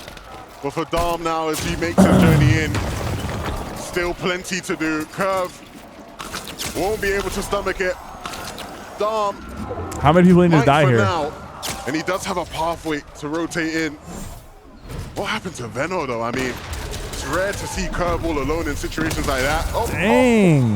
That's what happened. Panda happened. You know, you probably wish we'd look away right there. I really do. Tough. Shockwave into the front of the zone truly cost him everything, but sometimes Bro, you have Darm no has other all the option. heals in the But it doesn't matter freaking world how right much now. damage, how many eliminations He Darm just got a kill, has right? been able to get so far. He's still 246 below the damage threshold. Yeah, he just got a kill. Who is really going to be Polish's last standing figure, and it's Darm in the end of it. Hari said to Frankie, hey, He's still alive. Darm is still alive. He was like 300 under Surge, his words. and he's still alive. Deemish, their game continues, and it's all in the hands of Darm. You hear the crowd getting wild already in the feed. Vidil taking down Cold, Pablo, Chino, just trying to move their way forward. Dropping a cup for the extra loot that they do have that they don't need to take with them. You see the material kind of running low here. With 2 eliminations, 440 above the damage threshold. The main thing that is going to take their focus is just rotating from point A to point B, and it's just got so drastic. That is a max pull. But at the same time, it's one that Chino and Pablo, they're avoiding all of the attention with a nice wrap around the dead side. They know that there's a couple teams trailing just ahead of them, but at the same time, Yo, Flock with another Galaxy. Zexy with 255 roses, thank you. The crowd is lighting up with Vidil and Ju on their screens. They want to see more Vidil magic. And with them being so comfortably above Surge, this is looking and shaping up to be another magical performance. I just can't believe that I'm watching Darm cut across the screen right now. How is he still alive? As a solo, he is doing everything in his power to fight back in this lobby and try to remain in contention. Shark's getting sprayed out, bro. Shark is weak.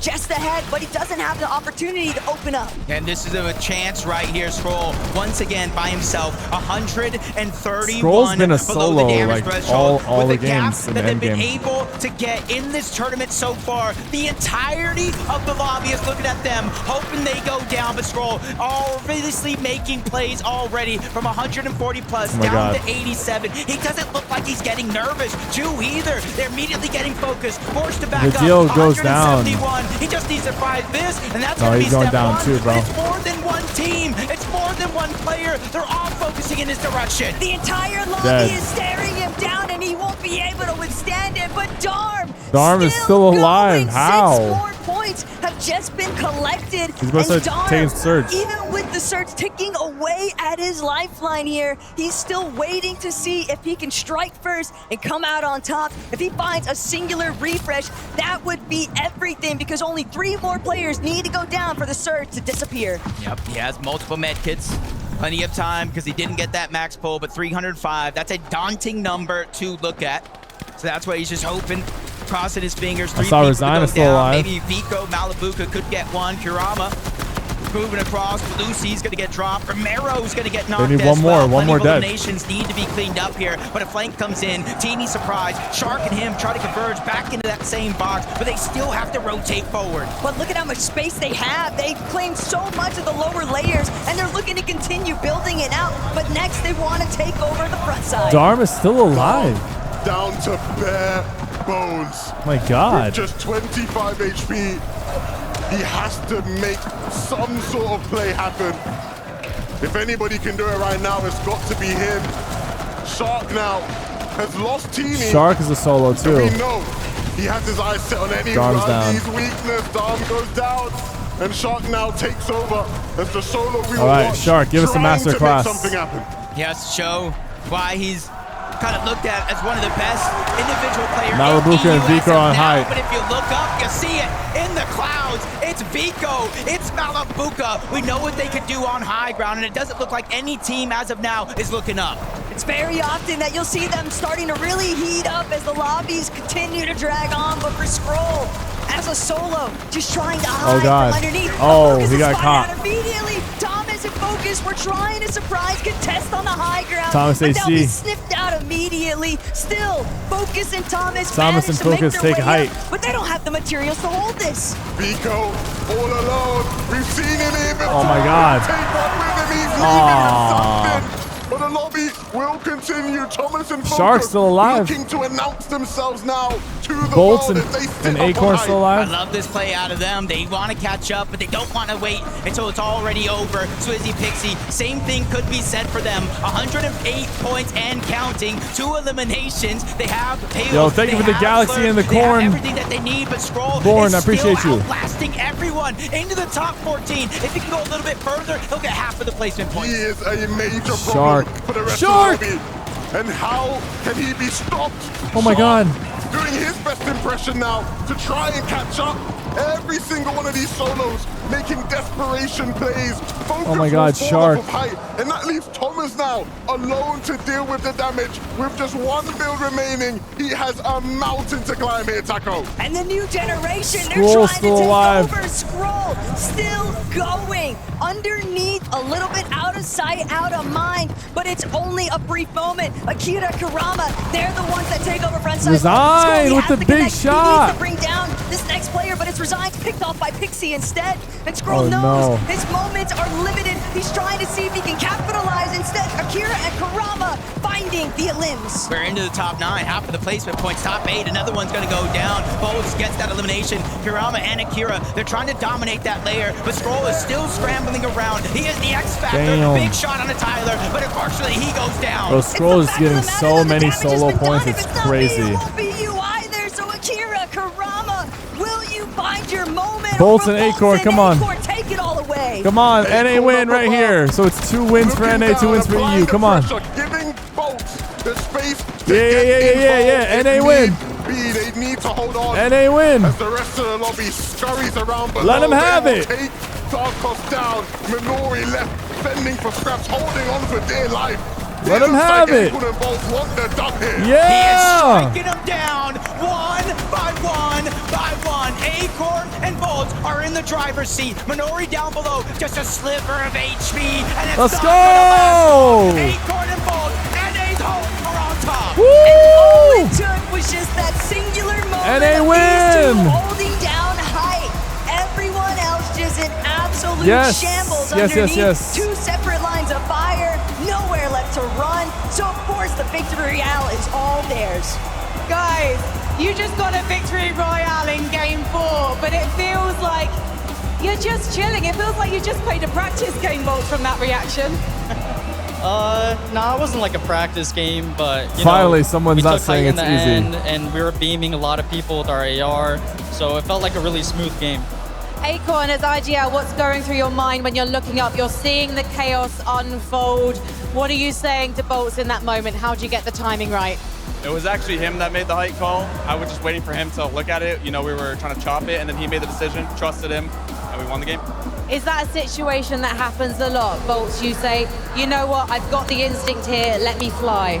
I would say it's 50-50. Sometimes it's me, sometimes it's Acorn, but in the end, we got the win. Now, the two of you now on form, on fire, but this is a stacked lobby. Do you think consistency is something you can achieve? Of course, always got to be consistent. You know, it's a mental game. We were doing bad. We won the game. Now we're back in it to win it. The mentality is clearly strong and getting stronger with these two. We're going to take a short break. When we come back, we'll be talking about all the action so far. Congratulations, Acorn and Bolt!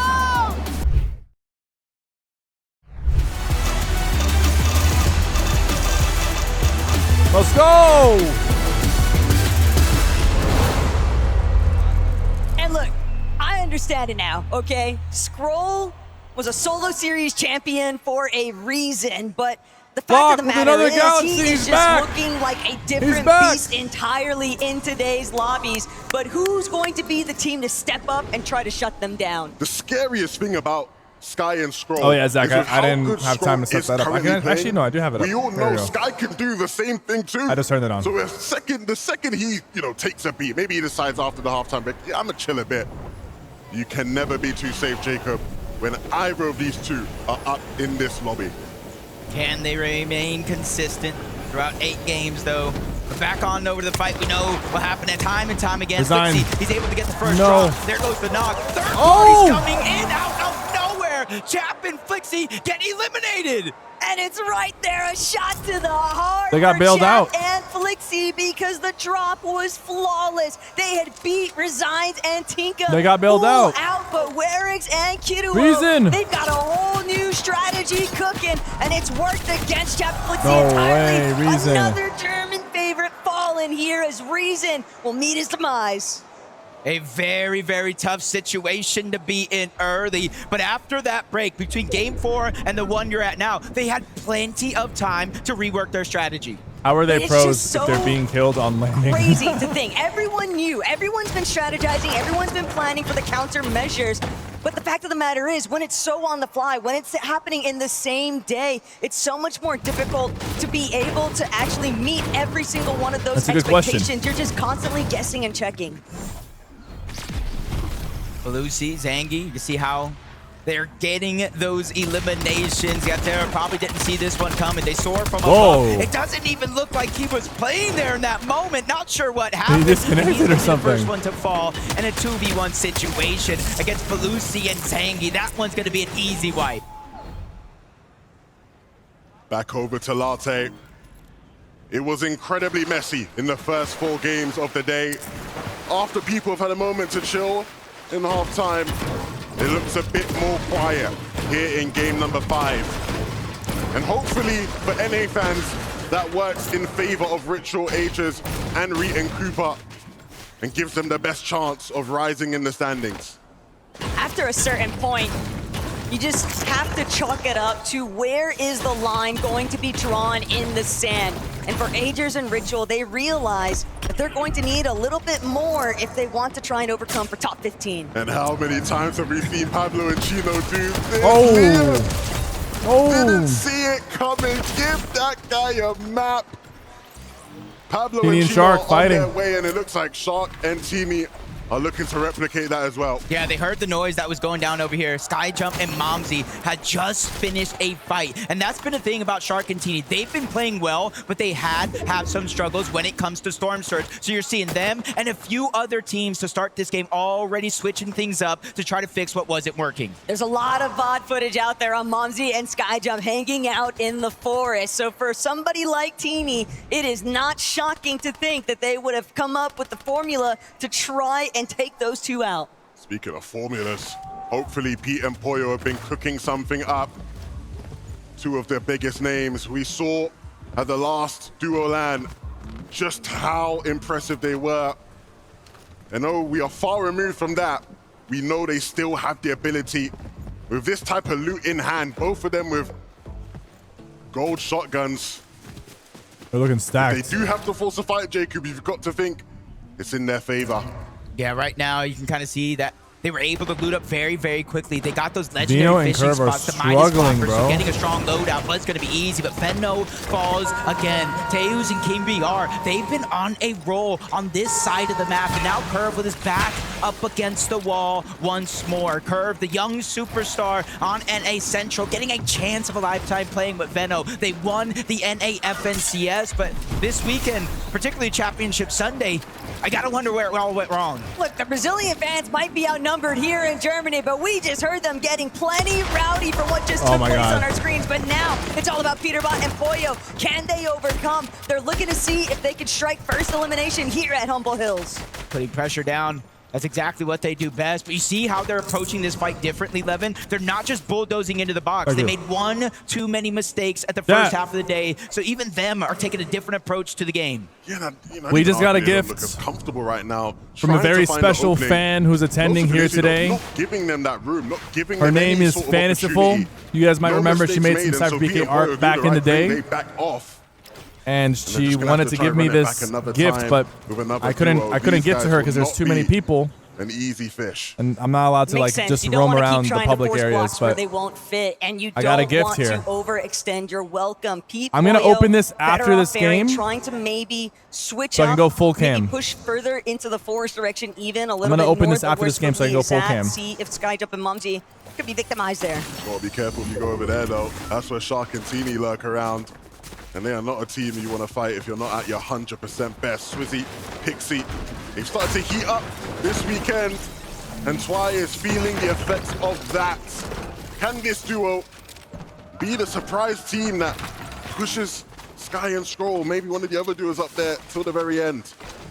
There is just so many duos, though. You look shout out to the Blast crew for getting that at the halfway gift mark from her and if you in the crowd and not bring in it to me. that Thank you. 100-point threshold range, it's very difficult to start thinking about realistically overtaking them. Instead, it shifts. Focus is top 15. And for Pixie and Swizzy, they're still within that striking range. So it makes total sense that they're looking for every opportunity to rack up elimination points because the placements are soon to follow. And that's the thing we know for sure, especially for a team like Swizzy and Pixie. When they turn it on, they can pick up those eliminations when it matters, but they're being very, very precise about how they want to approach the situation. They know Sides and Scary are holding down that vending machine, so instead of fighting it, they're just going to take their damage and leave. Karama, Akira, rotating through. Again, a lot of our teams that kind of would usually stick towards the south side of the map are kind of making quick and early rotations, trying to get into the zone. With the way these Storm Surge changes this year, you're seeing how it affects the gameplay and the differences from Globals until now. This has sort of been the name of the game, though, for Akira and Karama all day. They've just kind of been testing the waters, gauging whether or not some of these surprise opportunities actually pan out in their favor. But for all these other duos, ones like Vico and Malabuka, we know what they are capable of. We're just waiting for that highlight showing. The toughest thing, and you can ask Pablo and Chino about this, the toughest thing about being in a battle against Sky and Scroll is they don't slow down, they don't misstep. To overcome them, you're gonna have to have quite the game. Vico and Malabuka are capable of it, but they still have plenty of other top competitors in between them and that first place slot. It's gonna have to be 53 months, thank you. Momentum. Focus and Hero, they were the ones kind of lurking over Yonky Donkey on this with the side prime, of the map. thank you. See why drained out of all of their extra heals. You got to think Tiggs and Daddy Kush in the same spot. No extra HP, down to the gold. So they're going to go ahead and try to take control of this vending machine. Yapko and Panzer are on top of that hill as well, not too far out. So 3 teams around Painted Palms, all still having to rotate in. Neither one of them wanting to give up an inch because they know their opposition could take a mile. But you still have to remember, this is Yapko and Panzer's home base. Bacchus and Hero, they were originally contesting Epic Whale and Pump. We all saw that was not faring in their favor, not even the slightest, so they wanted to shift the plan. They're trying to find new opportunities, but that's thrown so many issues, not just for Yapko and Panzer, who now have a lot of their coverage left to try and reclaim, but Vico Malabuca, they're now taking more surge tags from Epic Whale and Pump, who are feeling a little bit more bold being uncontested. Q-Index and Phantom just trying to rotate through the south side of Battlewood Boulevard, but this is where you can see a little bit of the difficulties. They're still taking damage all along the way. Yeah, seeing these guys landing south of Battlewood definitely was always going to be a difficult day to Crowd be is had, going crazy right now. even with They're singing. Curve fighting King and Tails. Is this live gameplay? Yeah, this is live gameplay. Shadow and Virgo right now doing everything in their power to keep NA still in this battle for first.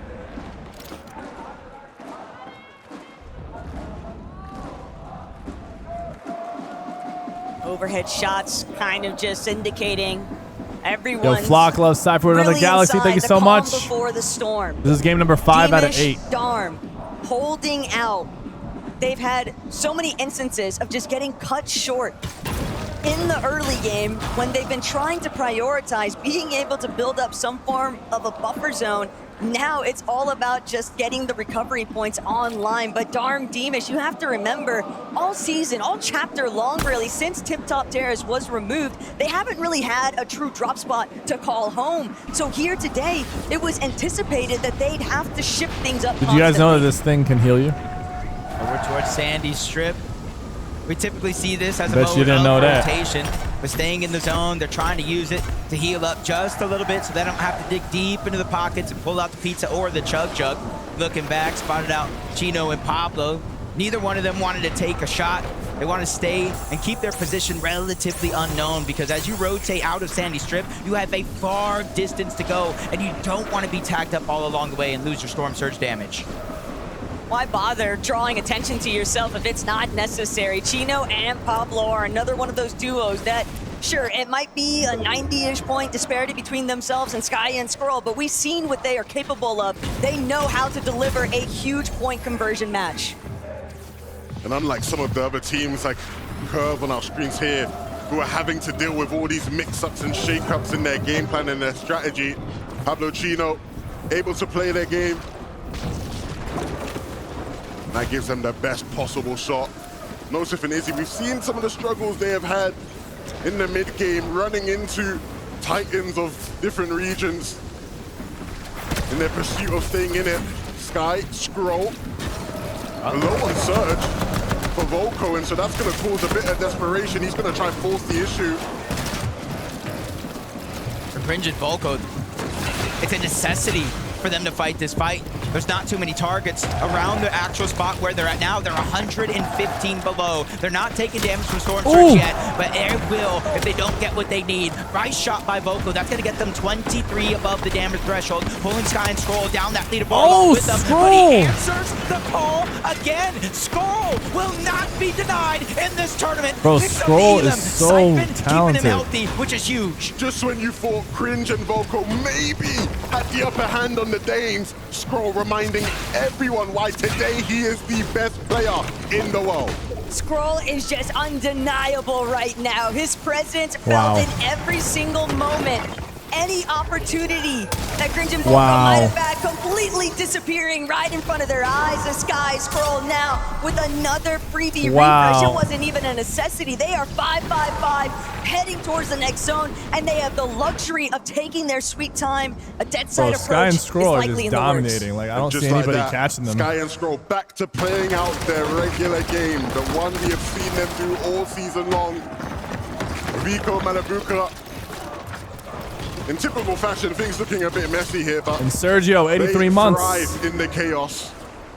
Why on the meat of Scroll? Well, Scroll's been solo clutching the first 4 games. Well, they won't want to be like fighting. Sky ends up against these guys dying, now, and so Scroll just like milks the points by himself. Not even a necessity to have to fight that one. You see they're above the damage threshold and over 400. You're seeing how they got so far above the damage threshold. Shockwave from above. The surprise attack. They didn't see Flock it loves coming. Sypher with the interstellar gift. Bacchus and Hero for facing the wrong direction. They were boxed up. They had that flow-bearing misgrenade going. You know the visual obscurity is going to be a problem.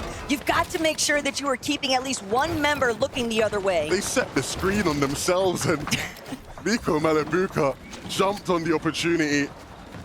That is what great playmakers do, and that's exactly what Malabuka and Miko have been in the EU for years, showing it on the stage now. It's one of the best teams, as it seems, controlling their serves. They haven't been ticked once the entire tournament, which is impressive, which goes to show that they're constantly staying above that damage threshold, planning each rotation perfectly, so not only they can go ahead and accumulate those numbers, but not take damage back themselves. I can't help but notice the direction I did get a Red Bull, yeah, I got a Red Bull, pulling. but This is Vika I had to drink Malabuka's it off backyard, camera. but also a duo like Chino and Pablo. They have made a great approach far north of everyone else. They'll have the highest point of elevation. They've just got to make sure they keep their heads on a swivel. They don't want to get caught out by any teams looking to sneak up behind them.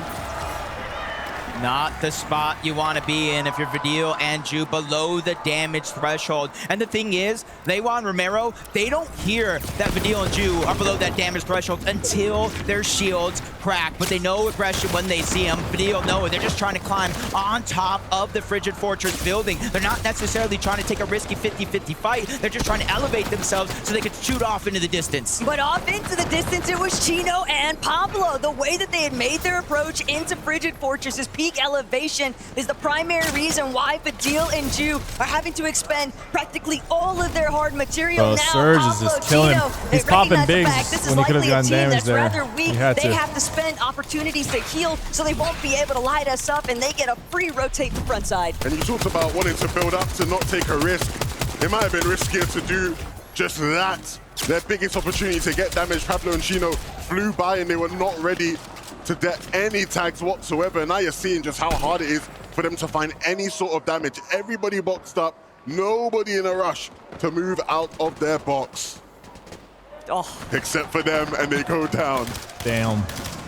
Sometimes you're just left with no other options. Let's go, when you're Bolts, that below Acorn. The damage threshold. Do it for Acorn NA. and Do it for Bolts, NA. They get the zone, not too far off. Do it for where North they landed. America. It gets even closer as it's going over towards the northwest, not too far away from wherever he's at now. And they also get the pull. So for Acorn and Bolts, the main thing on their mind is not going down or making any bad peaks. One reoccurring trend throughout today, though, is that whoever won the last lobby has had a rather difficult time in the very next. But for Acorn and Bolts, they are looking to escape that narrative. Sharktini, on the other hand, they got a whole different slew of problems here. 212 below. Shark having to use everything just to try and out-heal some of these surge takes. 14 players that still need to go down. They'll have to force the issue. Oh my There's God. even another team spraying on that box, looking behind. They know where they got to go. They know where the zone's going to lead. Swizzy, Pixie, they're going to open that one up and land even more damage on Tini, making his life that much harder in this situation. 232. It's now or never. Reed Cooper on the other side. Shark takes a big shot. Storm Surge still taking him down. 20 HP. Only a couple of seconds before he is struck it out of the lobby completely. Shark's gonna fall. Now Tini with his back up against the wall. A necessary sacrifice. As Shark goes down, he lands a shot and he gets up above the damage threshold. Damn. Most people might be scared to see 300 Tini below. in this kind of solo position, but you have to remember Tini's been throwing out What's that pink beam? It's Storm Surge. It's if you don't do enough damage, it starts killing players off so that the lobby you can look isn't at super stacked. all the little things that they could have done differently in that moment to keep Shark potentially in the game, but the mistakes were made way before this point in the game, and it's just up for Tini now to just keep himself ticking for that much longer. Eventually, he will crack, and that I is see the Pollo end and of Peter that on high ground. Second place team in this game. And I see an Alex alive. opportunity He's taking for surge Sky and damage. Stroll to continue to improve their lead. But what do Chino and Pablo have to say about that? Pollo and Peterbot. A flashback right now. Peterbot and Pollo literally flying under the radar. They have that one elimination, 280 damage above, and they are starting to heat up. Sayas is going to go down. Aegis and Ritual taking a lot of the focus, but they're constantly changing targets. They don't want to let anybody breathe. That's at the back of the zone. Now Pump is feeling the pain. No eliminations yet, but for Peterbot and Pollo, they handled their surge. There's one spot you never want to see. It's Pete ahead of the rest of the lobby because he just goes into target practice mode. A lot of damage applied, but they still need refreshes. They need to make into the bodies because they need to build up more materials, a better loadout. Swizzy, on the other hand, he's already got it. He is set and perched on the high ground. Pixie directly next to him. Who's going to be the first, though, to bring an elimination in? If you know anything about these two players, Acorn and Cold are looking so good right here. They're looking so good. They might go for the back-to-back. Acorn and Cold back-to-back win right here. I'm calling it. Right here. They're gonna tank Storm. They're gonna fizz, launch above. They're gonna kill Swizzy and Pixie. It is not an easy high hold for Swizzy Pixie. Scroll goes down. Chance, Aegis, and Ritual, they're pouncing on the leading challengers here today. And that elimination onto Scroll. Sky, what are you left to do? Yeah, you foreshadowed it Sky's yourself. about He to was die. the one doing a decent amount of the solo clutches. Now with Sky's no about to go build, down. can't take a singular tick off the zone. He's dead to gonna fall. Ritual. An opportunity has just opened Reeting up for the rest Cooper. of the lobby, but Swizzy and Pixie, they're trying to control it all. Aegis is out of here. Pixie knows that Peterbot's right behind him. And Peterbot. Peterbot and Pollo are gonna win. What the hell? Could it be the difference maker? Peterbot's waiting to see who dares challenge him next. It was only a matter of time until God. Peterbot and Pollo reminded the world why they are so feared in NA. Oh my God. This is time to make their game happen. Nico Malabuka are alive still. Still gonna make it Dude. happen. If they can keep it up, Dude, this they might is just take hang up for this them. is cinema right here. This is cinema right here. Because we've seen so many teams. Peterbot Pollo, don't count him out. Pixie with a huge shot. Pixie lands a monster of a shot on the Momsy, pushing him back, making him go and retreat back to Sky Jump, but it's not enough. Another attack. Vico's weak, but they've got so many heals on the low ground. Of the game, but they're outside. They need to find the shockwave in. They need to make it inside the zone because they have They've got the low ground. They've got the ultimate low ground. The thing that they did have was full control of front side. They have escaped all of the congestion. They were able to utilize every single one alone. of Is he gonna shockwave and now up? they are ahead, looking back, preventing anyone from challenging the vicinity. This Yo, territory Vico and belongs Malabuka are in a exclusively great to them. spot right now. Front side is completely out of reach. I don't know about Peterbot and Pollo. They're more concerned about the high ground. They got no mats. Freezing teams down below, and that just plays Dude, right they're a into little Vico too low right here. Malabuka's hands. Oh! Great shot from Vico. The shot won't go for the loop. They want to Cooper keep a hold of the front side challenging Peterbot and They are Pollo. dropping down Ree and Cooper. Cooper and Ree. They've overthrown Peterbot and Pollo on the high ground. Vico's in trouble. Even for Vico and Malabuka. Malabuka's knocked. Down. Vico's now forced to clutch up. Peterbot goes down. Oh my God. Reed and Cooper. Reed and Cooper doing it for NA, but Pollo wants to say something. Pollo wants to say something. Starts with a knock. Oh my God, Pollo. Gets to stay here in the lobby. Pollo bringing it back. Oh my God, it's a 1v2, bro. It's a 1v2. When the moment calls Oh! you most, when the lights are at Oh! Damage is fully cracked. A big 150 The other guy's not able to get up. Trying to see who's going to try and challenge him first. The other guy But can't get Team up. Storm, they're both just so weak. Pollo's got the chudge up. Oh! Another shot into Dark. Oh, Pollo! Pollo! 1v2! Pollo and Peterbot, oh my God! Oh my God, Pollo!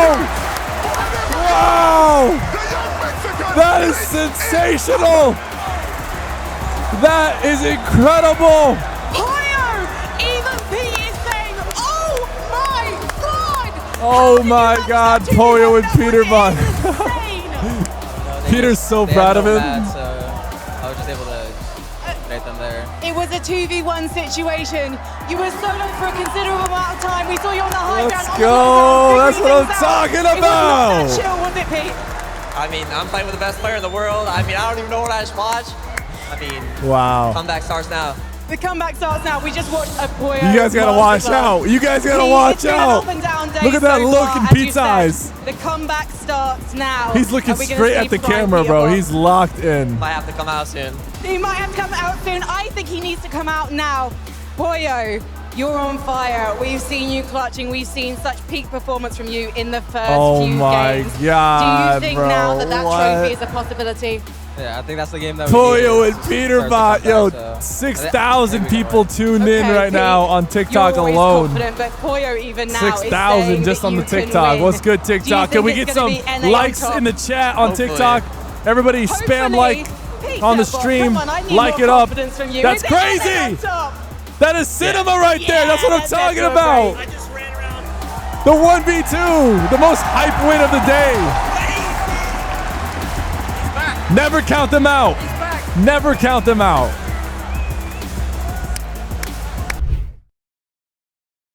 That's why I look at consistency. So even though Sky and Scroll may have fell early, they're still in a lead. They still have a cushion, and they still have a game to spare. All right, guys. And it's easy 3 to try more and games. fixate Anything on can that top happen. 5, but there is still Anything can a lot happen. of contention for top 15. Danikush, Tiggs, Reason. Am I going to Belgium on the Who's gonna be 26th? the Yes, I first am. one to fall?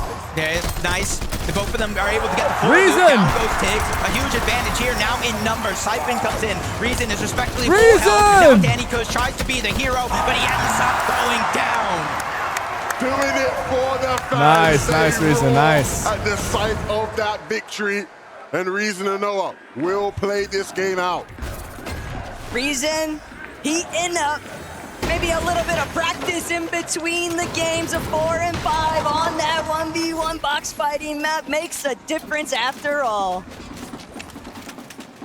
This is where Noah and Reason right now, they have a chance to start to build that confidence. We really haven't seen them in this position in a few games. Now they're able to win off spawn, right? And since they didn't have a lot of shields, they didn't lose a lot of HP. So in the overall Storm Surge battle, they had to have come out on top.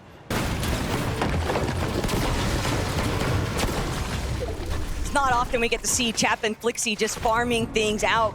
It's been so expected that they would have to try and duke it out for their spot south of New Sanctuary, but teams starting to realize, starting to understand, if we want any sort of momentum on the secondary half of today's lobbies, Oh, Vico we're gonna Malabuka, have to quick survive it 2-piece. first, and Vico not gonna allow that for Cole. I spoke to Vico in between that last game, and he said, Levin, it's so hard at the top. Sky and Scroll don't give up. We're gonna have to make these next couple games count. Bro, they can catch them. They can catch them. Acorn and Bolts can catch them. And Sky and Scroll gonna have to look closely over their I shoulder. see Rituals and Aegis in 5th place. NA can finish strong these next 3 games. NA can finish strong these next 3 games. Place in a divisional cup finals, but I feel like Peterbot and Poyo are very big on momentum, and they know how to carry their momentum into the next game. Chino Pablo, that might be teaching a really big one right here, right now, in a moment to Jason Liam. You gotta be careful. This is the same exact thing they did in that last game.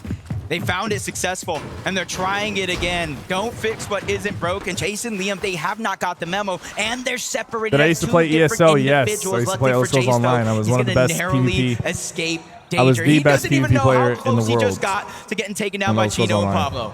It's one of those instances where you can't help but hold your breath. You expect that Chino Pablo are still going to have the upper hand here. Liam, Jace, they're splitting the loot. No, they're somebody warned them. They've gotten an ability to Somebody bring things warned them. together. And Pablo Chino just staring them down. They know Jace is right behind, and Jace might be finished, but the patience, I think they're playing way too patient. Here. The trigger finger's not firing off. They had. That's just the little decisions that really carry on to the end game. Left instead of right, up instead of down. Jason Liam don't know, but they made the right call. Yeah, I don't know if that patience was worth it from Pablo and Chino, unless they come back around and get something better from it. In this meta, you just got to take the damage, I feel. And yeah, that opportunity has completely slipped through the fingers. Now Liam and Jace are long gone. Still, I understand why they didn't pull the trigger.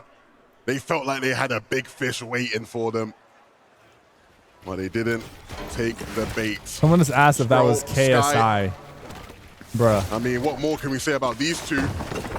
KSI is not Plenty to commentating say about this Fortnite situation tournaments. here. Ju left alone as a solo against Yapko and Panzer, who we have seen them in box fights like this today, and they have been relentless. Yeah, in terms of just straight damage and controlling the top side of the map, they've done a wonderful job so far. They just need to be able to convert that into either high elimination games or playing into the top 10 consistently to close the day. But for Ju, he's just kind of waiting in the wings. He just has to have this moment here where he does nothing. But Taco, he's officially on the clock. There's no that extra last heals game in his got me inventory, and he's moving. now in the zone. I feel and even so if he's able to like scavenge some bandages elevated and right med now. kit, it just might not matter. Yakko Panzer can hold him, but Curve, get him, Fraggy with it.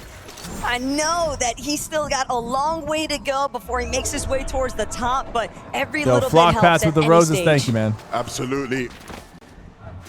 Akira and Karama, a team we've seen much of in these mid-games. They have been an ever-present force, still yet to be the protagonist of one of these end games. Looks like they're going to run into Kindex and Phantom, who have something cooking up for them. Will these guys waltz into that building? I know they're hoping so. This is part of the problem that kind of gets established over at Did I see that Battlewood KSI Boulevard left when you have Sidemen so today? many Guys, teams I just setting up, did not posturing, see that. preparing for the ultimate They should have canceled ambush. this tournament. Akira Karama, they're going to be spotted out. It's the end of an era. They should have canceled the Fortnite tournament for that. Trying to stir a little bit of a fuss here, but Curve on the other side of things, he might just be too isolated. This is playing out perfectly for Phantom. Oh, no. They get the elimination. The third works out perfectly. Now they're able to kind of bolster their loadout a little bit more. And for Veno Veno, you and can Curve are having definitely such feel a the pain. rough go. There's just too many buildings. There's too many hiding holes, and that's part of the reason why Akira is taking advantage of some of the chaos, but it's not the big punch you'd expect. Just a little bit to kind of lean off continuing that fight. While all this is going down at the south side of Battlewood Boulevard, you got to think Sky and Score are getting the best of it, but Noah Riley trying to save the day. Razan is already down, but he's able to clean up one elimination rather quickly, kind of forcing the lone member there on the other side to try to make a decision. Do I push in or do I try to be the hero, get the reboot card, and come back to visit this situation later? Noah Riley does look like he's going to find success on that revive, so Panzer's time here has run out. Nice. No choice but to disengage. Where does that leave them as far as this Noah game Riley. is concerned? Recovery isn't impossible, but it is improbable, you'd say, for a team that has had their fair share of struggles today. Speaking of struggles, no, they're about to kill Vidil. On the other side, these are just They're about to kill Vidil. That this arena wants to see in this position right now. You just can't forget, Ju's been here the entire time. While Yapko and Panzer were preoccupied trying to deal with the likes of Noah Riley and Razan, they encounter this Cypher, why are you not whole responding to new TikTok comments? problem of Vidil now being brought I do respond back to TikTok into the comments. Just mix. responded to your comment. Granted, there's still a lot of damage left to be undone here. Ju and Vidil have a far ways to go before they make it into zone. All of the teams that are ahead of them, all of the teams that could potentially be looking to run back this direction too for that reboot inside of the storm, it's just not going to be very easy to climb their way out. Thank you, Princess. Plays. We like to see him. Oh, Bemis and Darn. My God, there, Lemon, he really thought he had it. The stair was in the way, and as soon as the stair came down, it was like a jump scare. A whole team jumping into the box, turning that one around rather quickly. For a moment, I think we all thought that he had him, but darn Deemish, they understand. They cannot afford another lobby when the standings are this tightly knit. Going out before the placement points really have a chance to impact things would just be devastating because all these other teams inside the top 6 specifically have more than enough opportunity to catch up and overtake. Chad, this week I've been a full-time streamer. Pixie and Squizzy over towards Squibbly Shores. I've streamed every day this week since Tuesday. All the way over from Dark Dominion. Or, yeah, Tuesday or Thursday? Now, instead Wednesday. Of later with the rest Wednesday. Of the lobby, Wednesday, Thursday, it's gonna Friday, make it hard to Saturday, maintain Sunday. your It's position 5 on streams in a Surge. row. Ju probably spots out a reboot coming through, able to get a knock on the Yapko. Joe Jonas to set a Galaxy. What, is that the real Joe Jonas? Team at the bottom that's moving closer. Yo, and the closer real right Joe here. Jonas And just sent a Galaxy on the distance, and while they're in focused the on Ju, TikTok a chat. revive is going to come out. A scary inside. I did not know Joe Jonas played that was Fortnite. that 4th team I was talking about. Shoot off into the distance and clean up that elimination onto Ju. That frustration really starting to build up because when you are at that 80 to 90 points range, it's hard hard not to Guys, overtake Joe it, but Jonas Rapid just sent don't a get galaxy distracted in the now. TikTok Yeah, we chat. have to remember. Can we get some love in the with chat you for and Joe Jonas the dropping a prospect of galaxy? falling and getting a top 15 to What is be able going to on solidify today? A spot for the global championship would be everything. These guys. What is going want on? More than that. And Yapko W and Joe in the Panzer chat. again in one of these fights here in Storm. Not somebody to play with, even if you're cold and rapid. Fresh off of what That's looked like awesome. a revive situation down in the dirt. I'm not sure how they opened that one up on the cold. They took him down, and now they leave Rapid in a peculiar situation. He has enough gold. He can bypass this situation and try to get the reboot, but I'm not sure he wants to leave all that loot behind. I just watched Yapko go from 15 builds to over 110. He got his loot llama. He doesn't need to stick around to see what happens next with Rapid. They know they need to get out of dodge and start actually making their way toward the zone. By Rapid, he's sick of it. You're gonna ruin my game. With me. Yapko has been knocked. Rapid. The delay now for Panzer. The 1v2. Do I commit or do I back off? But Rapid's not gonna let it happen. Rapid, who are you feeling like? I mean, if this is what you're gonna do, then we really want to see more of you right now. Panzer needs to be careful because Rapid is not messing about. Even with the free builds he has, you still fancy him here to find something. Panzer just has to regain control, use the mat advantage he has to keep the distance, keep the separation, and keep the angles in his favor. And for Rapid, that was huge. Going into a 2v1 situation at He's that. sticking the And now res. he's trying to put pressure. Uh-oh. Doesn't want to let the revive come out. A fake Gets the- shockwave. And the elimination comes through either way. Rapid kind of even in that exchange, but you could see he wasn't able to He's get making it- any he's made it of seem that like he loot. ran Only away. 6 builds left to his name. So wherever he goes for that reboot, Panzer will He's be gonna shoot him there. back. He was so prepared for the challenge, but he had zero materials. Take some tags. He could not afford to just charge head on into where Panzer was directed, but the damage has still been done. Panzer will have to play this game as a solo for the time being, and making it to a reboot ban with so many other teams closing in is not going to be easy. Great to see that Vico and Malibuca are back up. Earlier in the game, I did see in the feed that they were taken down, left as a solo, but right back at it. That's what happens sometimes when you have Frigid Fortress to yourself. The zone goes to the south. There's a lot of open space and opportunity, which is needed by Vico and Malibuca. They're the team that's right on the heels of Sky and Scroll, Chat. especially for them that are performing This so game's well. gonna be legendary. Look at Peter and Poyo. Talking about teams. They're gonna go from 10th place putting to in top big 2. performances. What we just witnessed 10th from to top Poyo 2 right here. in that last lobby. And then Absolutely Acorn and Bolt's are gonna take disgusting, but first. they're going to need even more still. They're really going to have to put the pedal to the metal. They are still trailing in terms of top 5 potential here. But with Poyo and Peterbot, if they can keep firing off on all cylinders, it might just be game over. TSM Myth trend crawled we've so seen that with Poyo and Peter Peterbot could run with is this that they big like to tower. heat up towards the back TSM end Myth of was ahead of the competitions. meta And usually when he we used see to that make in those 6-game 1x1s. tournaments, right? Where He was game 5 ahead of and the 6, meta, they have their chat. pop-off moment. We got a couple more games after that. What happens when that continues and continues and the momentum builds?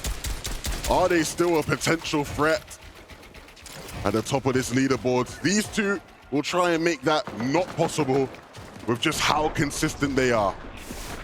It's just so scary, though, if you're Scroll and Sky, because you are leading the pack. You are ahead in the standings, but you also have all of that additional pressure. They are our Major 1 champions for EU, but even after that accomplishment, it's another thing entirely to pursue it and receive it and take it over in a LAN environment. Essentially, this game right here. Who's the best team? The best team right now 46 or is so Sky and point Scroll. They've difference been playing as of absolutely now. Sky and phenomenal. Scroll still leading in But first, but you have they multiple had a teams, huge including lead, and Acorn now their Bolts, lead is kinda hot cut down on a those bit. heels. And for them, they're 183 above the damage threshold. Bolts and Acorn have been playing consistent. They have a win in the tournament so far today. It's just about making it really matter in the last Why half. didn't I play? And I didn't think one of the qualify for biggest this tournament. I difference didn't makers, especially play a for team this like tournament. Acorn and Bolts is they don't necessarily go elimination. Guys, I'm 30 years crazy. old. I'm a content creator. Yes, I'm sweaty, but I'm not going to be playing in FNCS right now. Sharkantini, though, Relax. certainly a team that Tommy can deliver with the those hat and big-time mustache, thank you. performances. Heavy elimination, strong placements, but first, they're going to need to see if they can take out Garden and Deemish. Caught them a little bit off guard. I gotta give here, them a gonna force chance, out chat. I gotta give them a chance spot of to get their retreat, bread but up. Shark is just beaming anybody he can in the lobby. He needs all the damage he can get right now because they are currently still Shark's sitting about to lock in. just above that damage threshold. And as the players start to rift in overhead of Humble Hills, this could be even more complicated. Ooh. Still shots are connecting.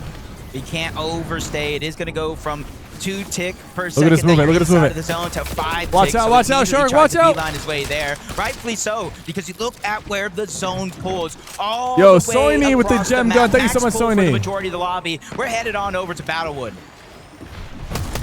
Pretty big confidence decision, though, from Shark. He was hanging out getting in the the tags. storm, so far away from his duo, Teeny. Getting the And tags. yet they weren't punished for it. They kind of scouted I out was the fact that invited they had an to attend the opening for Shark FNCS. to kind of stick around, look to try and punish some players.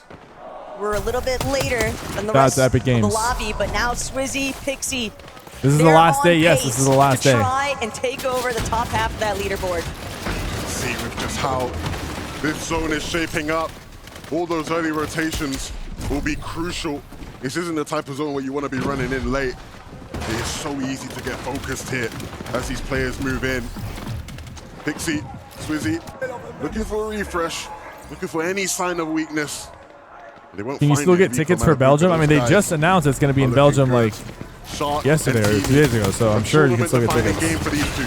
Yeah, as soon as they made it I don't even know if the inside tickets of are the on zone sale on this yet. side of the map, Teeny immediately took damage from Belusi and Zangi down below. But I like the approach. Instead of getting aggressive and trying to fight back, they're letting them move forward. We'll follow them in the rotation with these shockwaves. How many more right now, games? we don't There's need this game, surge, then 2 we more just after need this. to survive. But that pizza box was the last of their resources. They don't really have a whole lot in the White Heels department. And for Sky, Scroll, the pressure is on. Kanata, Victor B, trying to see if they could challenge and take down their EU opposition here. But Scroll If Sky and Scroll go down here, this will be huge for NA. Refusing to allow anyone to try and catch them off guard. This will be Like, this is huge the if they point go in the down game. here. You almost have to have Sky and Scroll go down because this is where they excel the most in the end game, whether they're together as a duo or playing as individuals. So as the day continues to go on, depending on where they're at in the leaderboard, I want to see somebody try to make a play. This is exactly what we were talking about.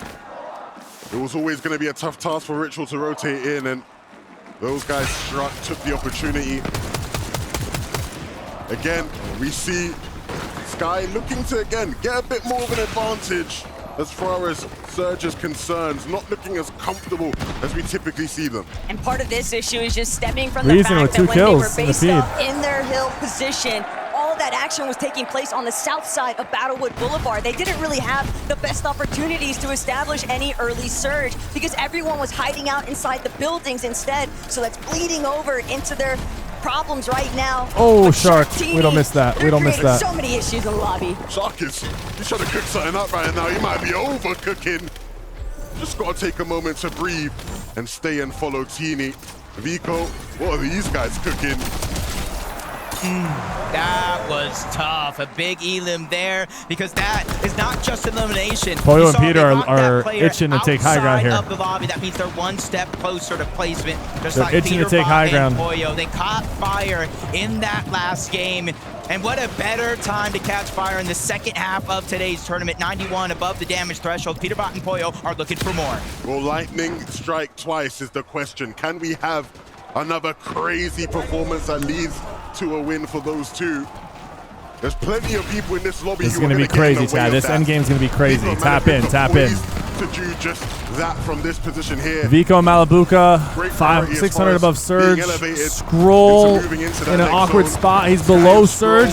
Scroll Scroll is Sky not go down where we here. want to see them looking so uncomfortable, looking First place is going to lose their A position. nightmare of a scenario 11, 87 below the damage They're threshold. above now, they're above, but no extra no heal. shields. They're able to bump right up the top of that damage threshold, but they have to rotate again. They have no extra shields, but they're on the front side Shark of the and zone. They Teeny built getting themselves hit. a little space. Shark and Teeny, aggression turns to bite them in the behind instead. They lose all of their Acorn shields, goes all of their down. momentum No, right Acorn there just in went that down in one the feed. But both still trying to keep it rolling here on the low ground. Vico, Malabuka, they've had the chance to heal, and that might have been the only breathing room they needed.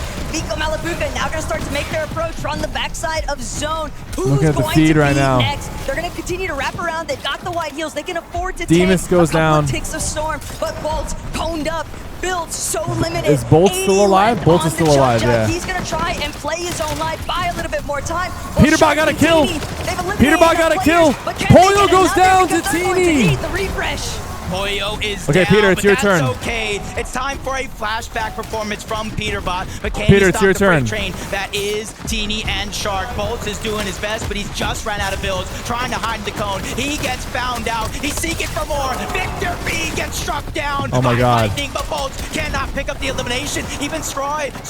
Bolts got a kill. Bolts goes down. Once again. But now it's Sky's turn to pick up the ball and carry it forward. Sky Is Peter still doing alive? everything. 5 overdrive grenades, but only 39 HP. Flowberry misgrenade. He knows there's a team. I think that Peter's still potentially be alive. trying to make a play for height. He's going to be able to siphon off some shield from it. But first and foremost, he has to figure out where can I go next, because bodies are just surrounding him everywhere and they're closing in. Oh, I got even Teeny. with Nico and Malabuka's best efforts in this game, the longer Sky stays alive, the harder it is Kanata got to him. catch up. He is doing everything he needs to right now. Yeah, into the top 12. Half of the placement points come in at that top 10 marker. But again, Dude, he's a Sky is staying alive. This is so good for them. But he's quickly running out of builds. A lot of his resources going right down the drain. But an opportunity there onto Dar. Breaks Oh into my the God. wall. Oh my, a perfectly placed ramp is going to save the day and allow for Sky to not get the elimination. But he's still on the hunt for more.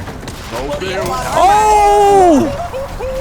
He's going to keep hitting shots like that if they present themselves. And Sky now patiently waiting for that next opportunity to strike. Sky trying to see just how far can he carry the torch forward, but look, from the land down under, way up above the rest of the lobby, Tinka and Resigns. They've just been silently Oceana on top. throttling Wait, they're doing everybody well. in They're these doing congested well. lower layers, and now Flixie, Are we gonna see a how will small they region win respond? here? They have to contend with everybody underneath them. They might need to take out Ozone, who's directly in front, but still Flixie trying to just keep pushing forward. Him and Chap are not slowing down. Even Sky, he will Sky's not still be denied. alive. He's essentially the inevitable player. Oh! He does it again. Oh He my takes the God. crown away from King, puts it on his own head. Into the top 4 we go. This is a run like any other. Can Sky clutch up? Oh, he didn't notice they were shooting his roof out. He's done just enough to continue to keep that lead. Flixie will try and move Wait, a little along, Australia but it's gonna win? be the Oshi duo trying to close out A little this game Australia and get win the right first here? dub on I land like for it. I like OCE. it. Surely they won't let it happen. Surely Flixie won't actually take them out. And sure enough, Resigns Dude, he and just Tinka killed bring the this team that they've been one home. landing Game on the number first 3 6 is all games. theirs. Like, they both made it to the top 2. Down under the boys from OCE. Let's go. Let's go. This is where we've been waiting for quite some time. Sky and Scroll, and it seems as of now, business as usual, uncontested towards the north side of the map. So if we're expecting any surprises on first, it's going to come in the last game of the day. Understandably, I think they could have went either way as far as looking to try and make the play to win the tournament. Around the map though, again, the desk hyped it up, and we will continue to as well. So many different All right, teams Chad. Game pushing 5, game for 5. top 15, a chance to qualify themselves for the Global Championship in Antwerp. No Riley and reason we've seen them win this off spawn in that previous game. Outside of that, it's not been the best of fortunes. There's definitely a big point differential between these two teams that are clashing head-on as well. For Reason and O'Reilly, they're going to need a big come-up to try and cut the gap. But for Danikush and Tiggs, losing every off-spawn from this point forward would be devastating, because that's likely a global spot on the line. Tune into this side of the map, Chap, Flixie, even though they didn't get that elimination, Tinka is down. Romero is the one that's going to get credit for that one, but either way, Resigns is going to be by himself, and Chap and Flixie are starting to go on the chase. They're closing the gap, 1 box away, but it does look like he's trying to fight back until eventually Oh, no, they just got to win, and you're sending them back to the lobby. That's why they are 2 top fighters. No, not like this. They just got to win. Nowhere to hide. And it's crazy to think that at one point, even before leading into Globals, when they first found their spot cemented for this competition, a lot of the community was asking, when are they going to split? Chap and Flixie, we haven't really seen them shine the way that they both look to be as individuals, and yet here today, they are proving that sticking it out has paid off dividends. Over here at Sandy Strip, more shenanigans. Will there be any damage dealt from it? Not Puccino in that instance. Does look like they're going to take their time this time around. With one less team to worry about, they just saw them leave Sandy Strip. They got a little bit more space to work with, a little bit more loot to try to get this time around. It takes Danny Kush. We did see in the feed, they got an elimination onto one, but Reet and Cooper, they quickly crashed the party. This game, I feel like, is going to move at a swift pace. Everybody realizing what's at stake, but it may cause some mistakes in the game plan. Reet and Cooper taking probably way too much damage, they would hope, trying to third party this fight. It's less about Danikush and Tiggs and more about where Vico and Malabuka are at. Vico taking every single advantage given to him from just overhead. Finding those damage applications off the surge tags is just going to keep applying steady pressure, steady control. Shark taking out Darm and Demas early. Sharkantini. Hold on now. But as that's a huge death for Darm. Slowly slips them by. This game could be the one that pushes them back into contention.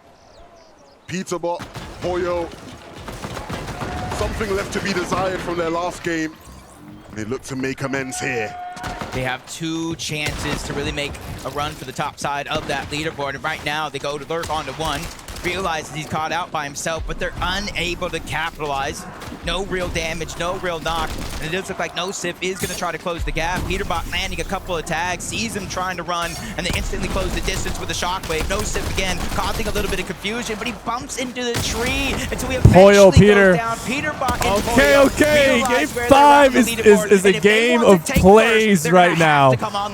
Game 5 is a game of plays. Just that, they'll go ahead and start leaving the vicinity. Hold on now. I'm sensing a 10-kill win for whoever wins this.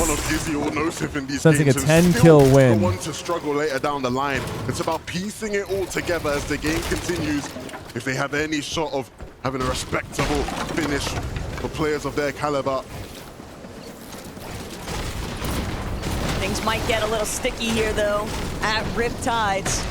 Focus and Thomas waning on their material count, but Nalu just overhead.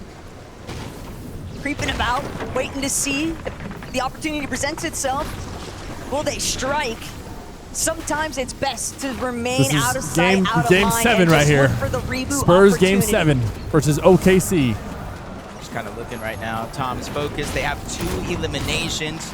You saw kind of backtrack. Nalu had at least 1, so it almost seems like Thomas focus crashed the party that Nalu and Rainy were in. And so Nalu has no choice but to hide, disengage, and try to survive for now. Swizzy, Pixie, again, almost everybody in this lobby moving at such an accelerated pace. A lot of the teams were not even seeing remaining in their POI like usual. And this is something that has taken Swizzy and Pixie some time to figure out, but all of that contention that took place over at Dark Let's go. Am I going to any finals games? So much later on down the road. I probably will. I probably will. To take out Kurama and Akira. Enough of the game. I'll be in San Antonio for one of those games. To win it all. And look, it's not quite been the night that Venno and Curve would have been hoping for after they lit up NA. Joe Jitsu, 18 months of moderator. Let's get it. Let's get it, Joe. Plenty to learn from as this duo continues their journey. And who knows, maybe back-to-back crazy pop-off gives them a chance of solidifying a spot in Globals. Chino, Pablo, we've seen these guys trying to make plays like this all day long. Sometimes it's worked, sometimes it hasn't. This time around, in the tunnel. Yeah, underneath painted palms. The original teams that kind of land over at this side of the map have kind of been distracted for a good portion of this early game, but they do hear noise. Reet and Cooper up above, farming up the metal that they don't necessarily get access to over towards Latte Landing. But it's just a matter of, do they hear that chest? Are Reet and Cooper going to try to go underneath and try to get it all? If Chino and Pablo are willing to wait it out, something tells me they have a pretty good idea that Reet and Cooper are eventually going to keep searching for additional loot, and playing from inside of the tunnel could be a big difference maker, but we'll have to wait and see whether that actually pans out in their favor. It's a big time commitment either way. Last time we waited in game 6, it didn't quite pan out, so they'll be hoping for better fortune this time around. Oh, what do we have here? Vardial up against Panzer and Yapko again in the storm here at Painted Palms. The deal, no! Yapko and Panzer will come out on top. Yeah, to start this game off, 15th place was Cooper and Reed sneaking up. 174 points. So they got at least a little bit of a goal line to try to achieve. Reed and Cooper as well, 148 points currently.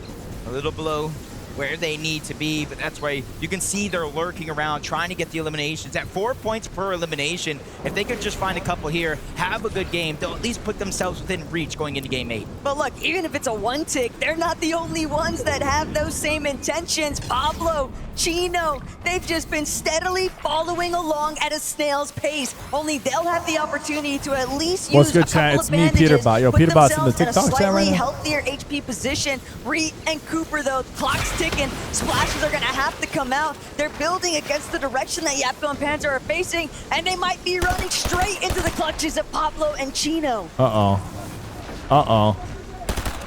So just one of those moments right here for Chino and Pablo. They've been all around the map lurking, and you see how early they left that sandy strip, and you saw their material count. They sacrificed loot, they sacrificed loadout, everything, because they realized one of the most important things in this entire tournament is Surge.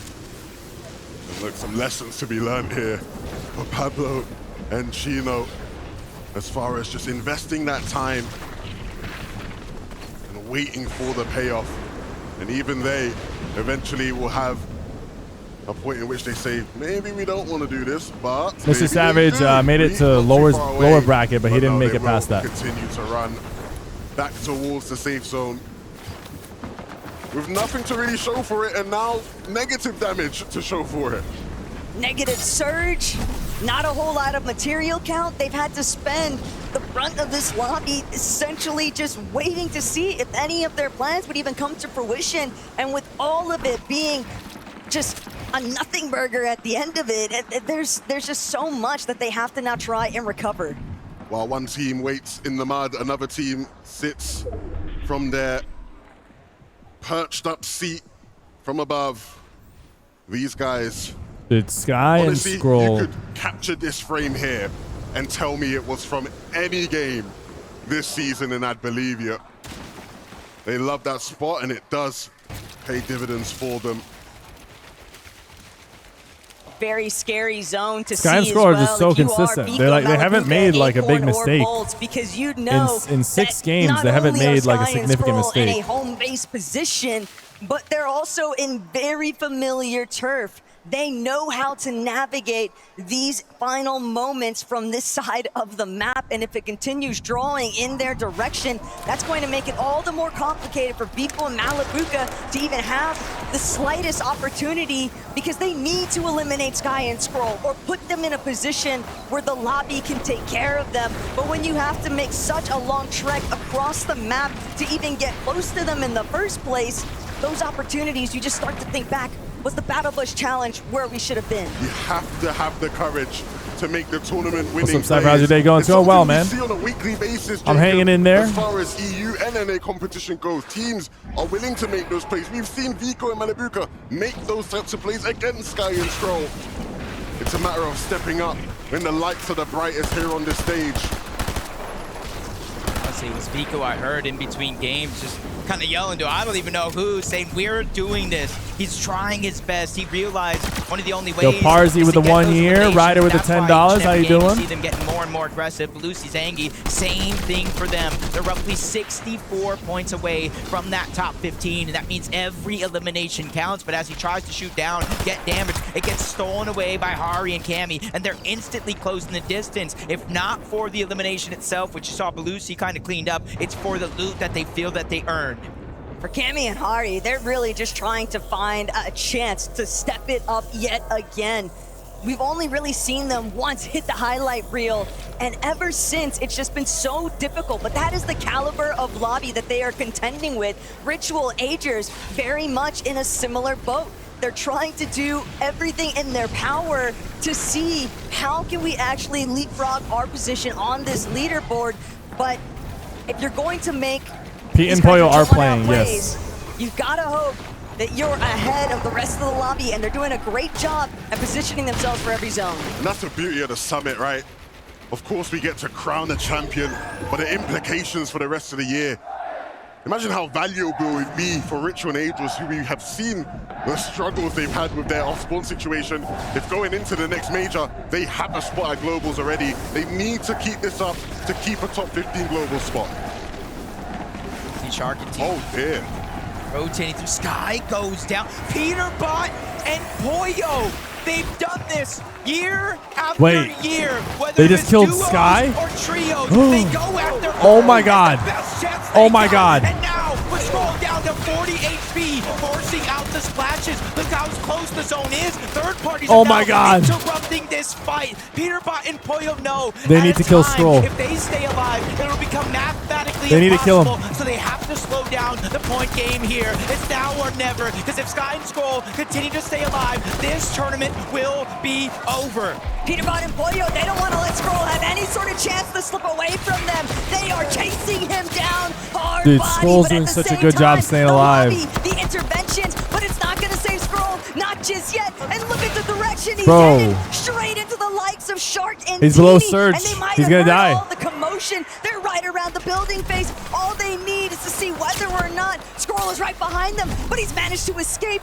He's trying to push him. Oh my god. Now, just like that, Scroll sends dude, out a shot. he needs to go down. He needs to go down. Shark looking back, but Scroll's on the ropes. My god, he's so good. 71 HP. And right he now will not die. Down, and that HP is not going to last long, especially if it activates. But Shark doesn't let it oh my god. Oh my god. In 39th place, we have a tournament on our hands. Oh my god.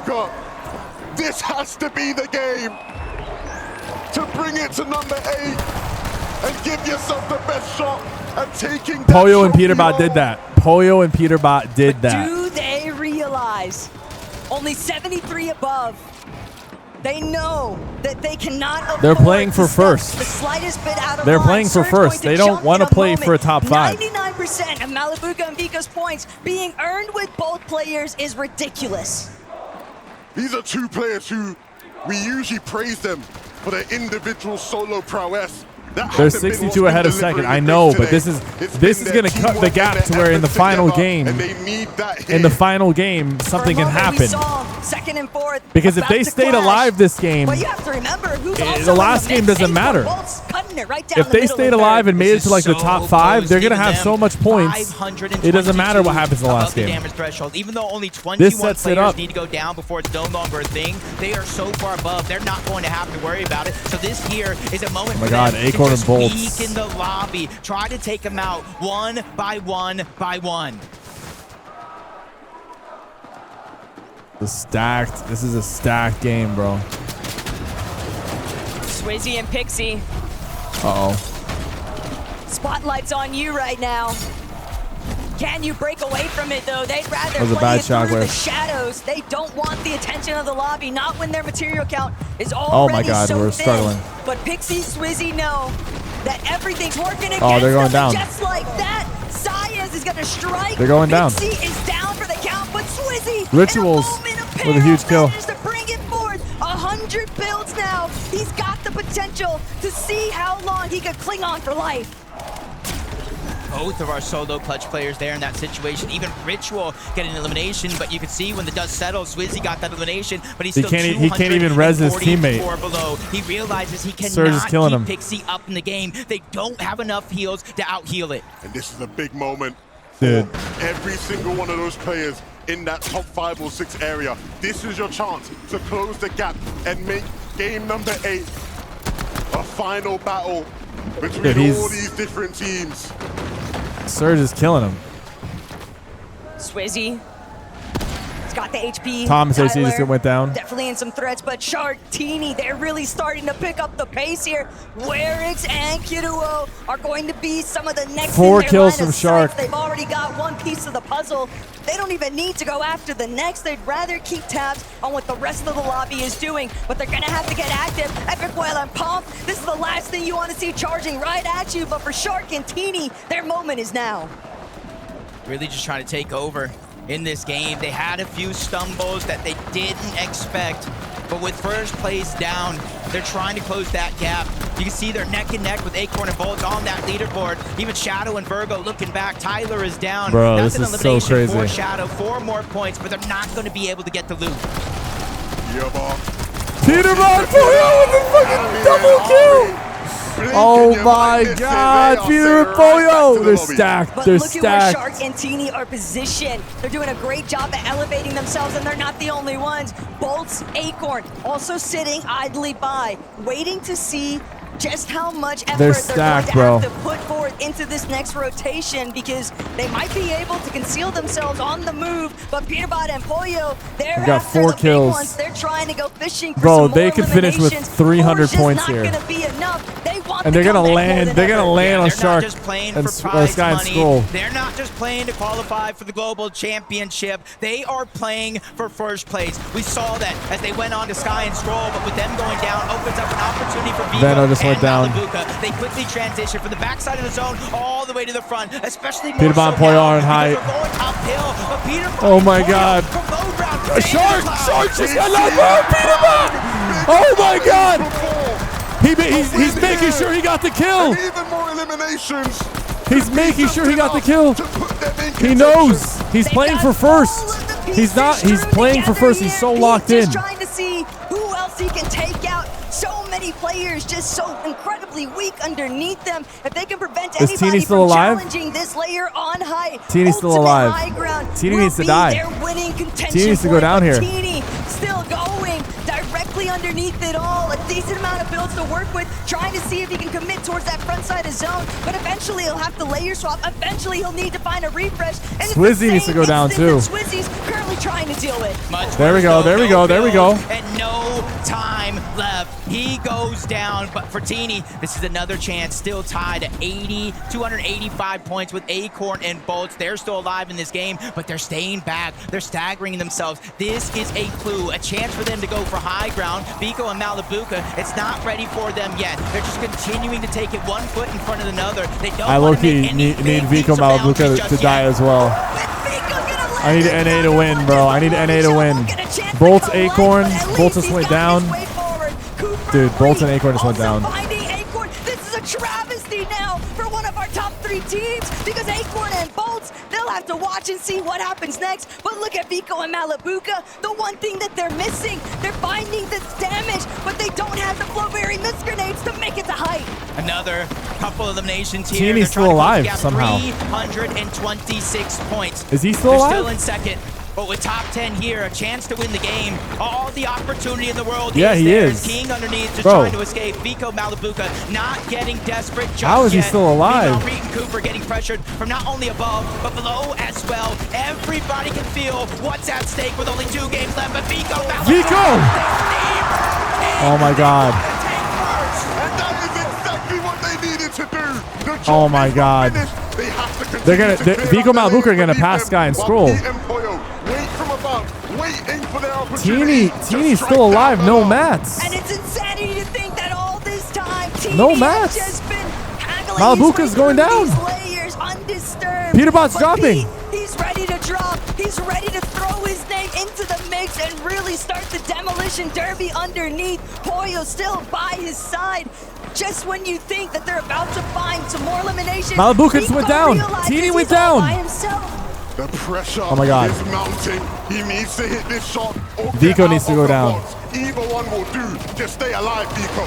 Top 6 teams. Or maybe 4 not. of I don't them know. are stuck Maybe it's as Vico solos and here. Malibuca Reed and Cooper, going they head to head have with each other. Shark, Vico, we saw with Malibuca go with Sky down. and You see Scroll, and then only Peterbot and Pollo Vico's just sneak left. in and take the Empty win. Item slots, no extra heals. It's really all up to He's them. got him, he's got him, he's got him. Pollo, Oh my God, the 6th Peter. game, and it's on the next team. Oh my God, Peter and Pollo. That's the worst case scenario now for Vico and Malibuca, but check out Cooper, check out Reed. They've got NA. Craze. Now NA's it's all going about crazy. them trying to take out some of these other Titans in the lobby. Another refresh for Oh Reed my God, onto NA's going Ozone, crazy. And now they just gotta look up. Here comes the drop. Peter Here comes the drop. They want the back. Oh, we just took a huge hit. On the Reed. Pollo will not go down, but Peter Bond will. So he's stuck by himself yet again. Oh my God, he missed that shot. 1v2. That feeling of deja vu. Can Pollo do it? Shockwave. He's gonna do it again, bro. He's gonna do it again. A chance to put down pressure, following the zone. He knows that Reed. He's and got Cooper so many are weak, heals, bro. but he doesn't want to play this too quickly,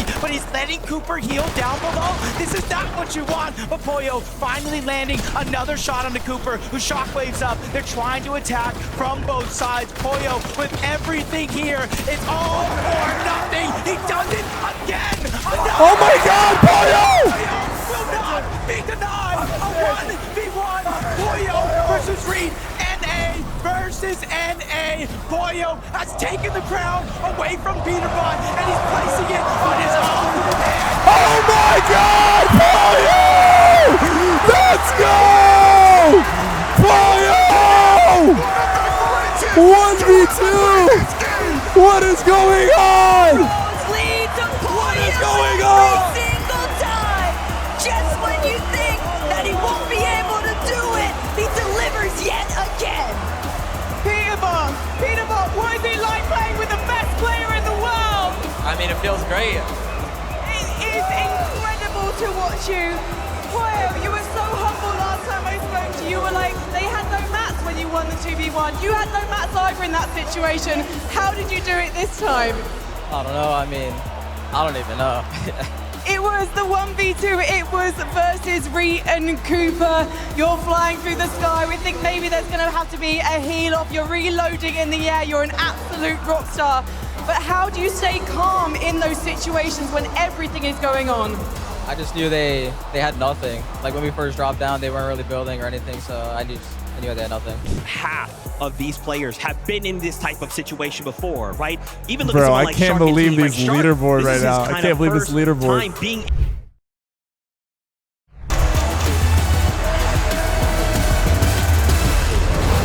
Final game, final game. Everybody at home. It all comes down to this. Where are they landing? We're all asking ourselves the I don't know if they're same gonna land question. on them. Will Peterbot and Pollo I don't know if they're gonna land on them. again? Year after year, championship Malibuca after and Vico. championship, they are the ones known to do it all. Are they contested? They're not We have contested. seen crazy plays happen in final games all year What's long. the point difference between Malibuca, It's Vico, and Fortnite Peterbot and heritage Pollo? at this point.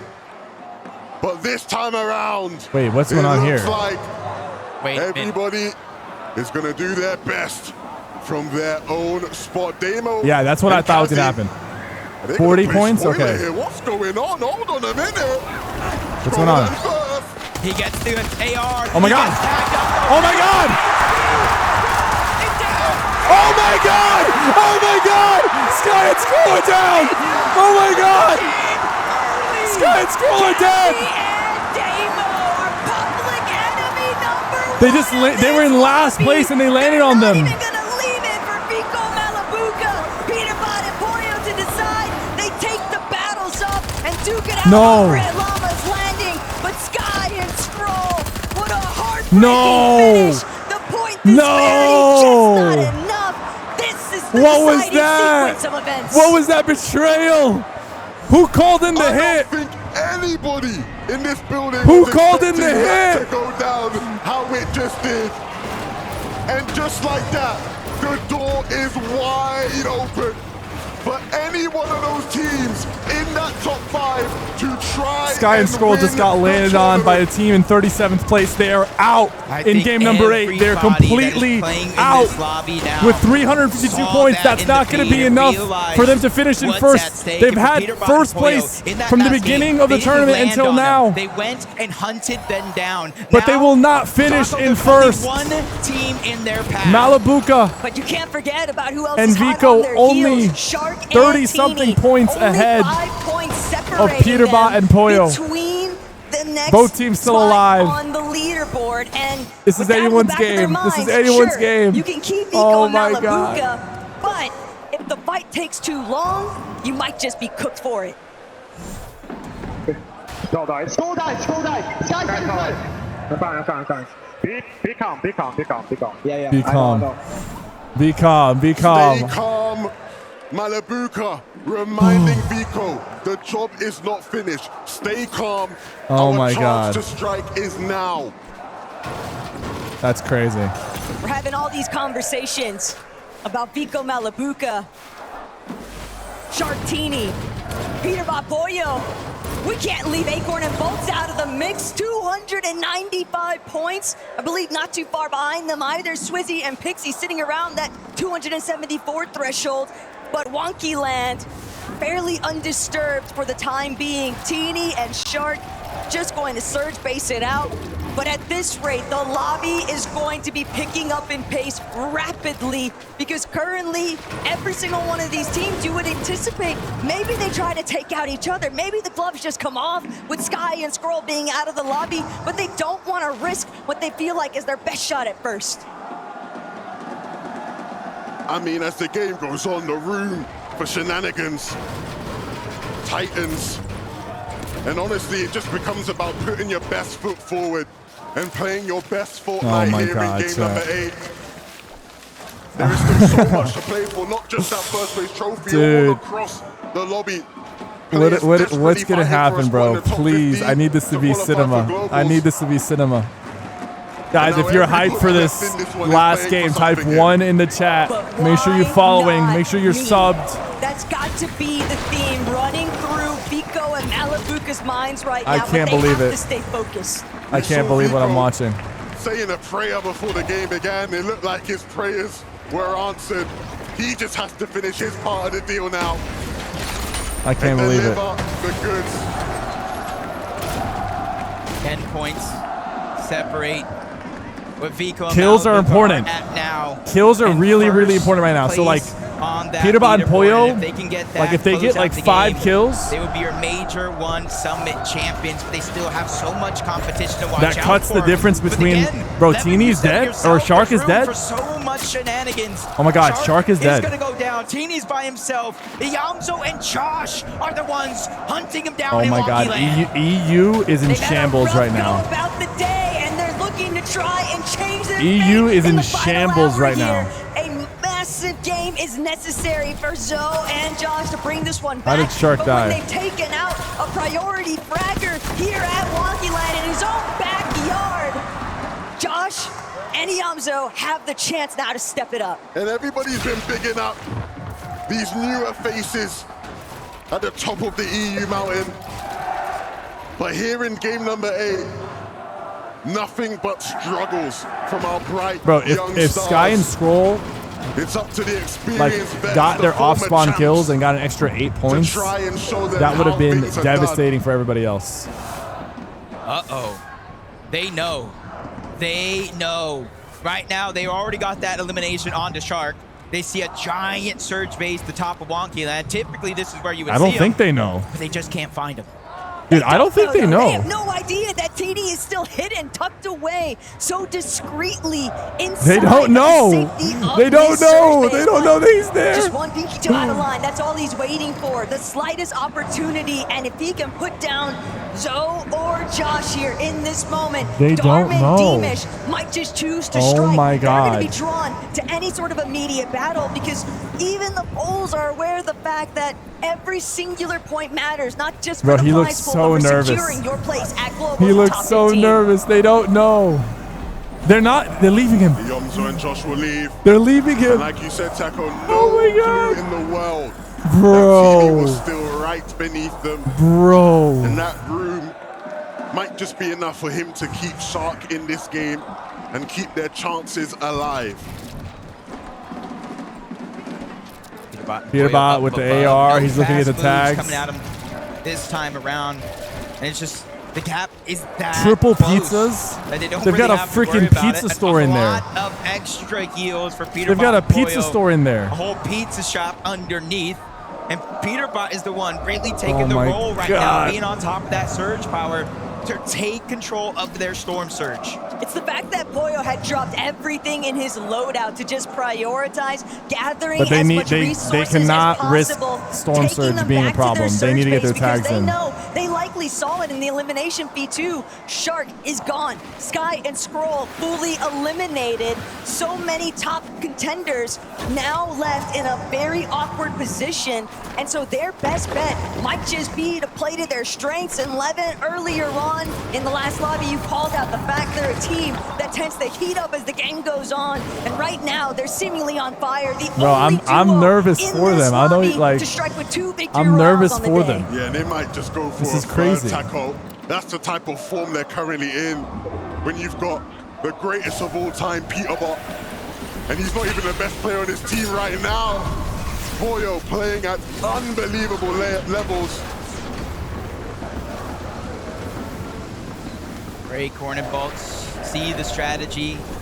They kind of mix together the fizz grenade, the shockwave, and that long launch pad towards the back, kind of moving out of render distance for most players as they quickly try to make their way in zone, and that's been a focal part of their game plan today. The best part about it is that because of the fact that Shark is no longer in this lobby, Teeny will have to wait around. Wonky is just too distracted, cannibalizing itself from the teams that made their entry points after the fact. And darn Deemish, they're willing to stick it out. The vending machine camp out might just come to an end here for Yamzo. And he gets hunted out, fully ambushed. Yamzo loves that vending machine. We saw him run to it Josh. so many times today. Good run. So many Good run, times in the fellas. lower bracket yesterday. And here he is punished in this final game. That information right there is huge. Teeny knows Yamzo and Josh took down Shark. Now he knows Darman Demas just took down Yamzo and Josh, so he knows it's still not safe to move out of there just yet. And that sort of delay to his overall game strategy for Shark and Teeny in comparison to a team like Vico and Malabuka, who have the luxury of just playing out their full storm potential. They are not in any sort of rush. They just have to keep their wits about them, keep their bearings. Vico always drawn back, I think, to that moment when he used to play with Pink. The loot's free, but this time he's much more reserved. He's much more composed, and he knows it's all about staying side by side with Malabuka to bring this one home. Explores the 76 months. A player as talented as Vico, but as emotional as he can be, there is no better. Did Teeny get Shark back up? I don't know. I don't know. Stone cold. But what I do know is they're going to be in shambles in terms of surge. And against an on-fire Peterbot and Pollo, that is the temperament you need. Pete Pollo just non-stop scanning into the horizon. It's going to be so difficult for Prakash and Hero to even make their way over Shark that just hill got face. revived. They are looking to fully lock them out the edge of zone. Shark and Teeny are back up. However, they have like no damage done. And so the marathon continues. Things aren't as easy as far as the pathway to a potential victory for these two as it is for others. It's a 36-point difference. It's a 36 points between second and third. Shark has been one of the best players in the world this year. I don't know if Peterbot and Pollo got any surge damage. They've been cutting away from them.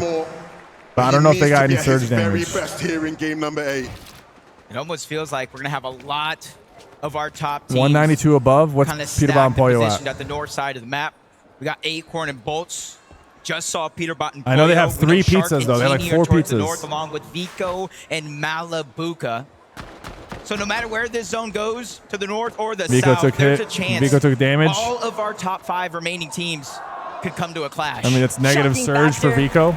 Teams that have been performing the best in the lobby here today, now currently sitting in some of the best positions for this next zone. Pixie and Swizzy continuously looking back.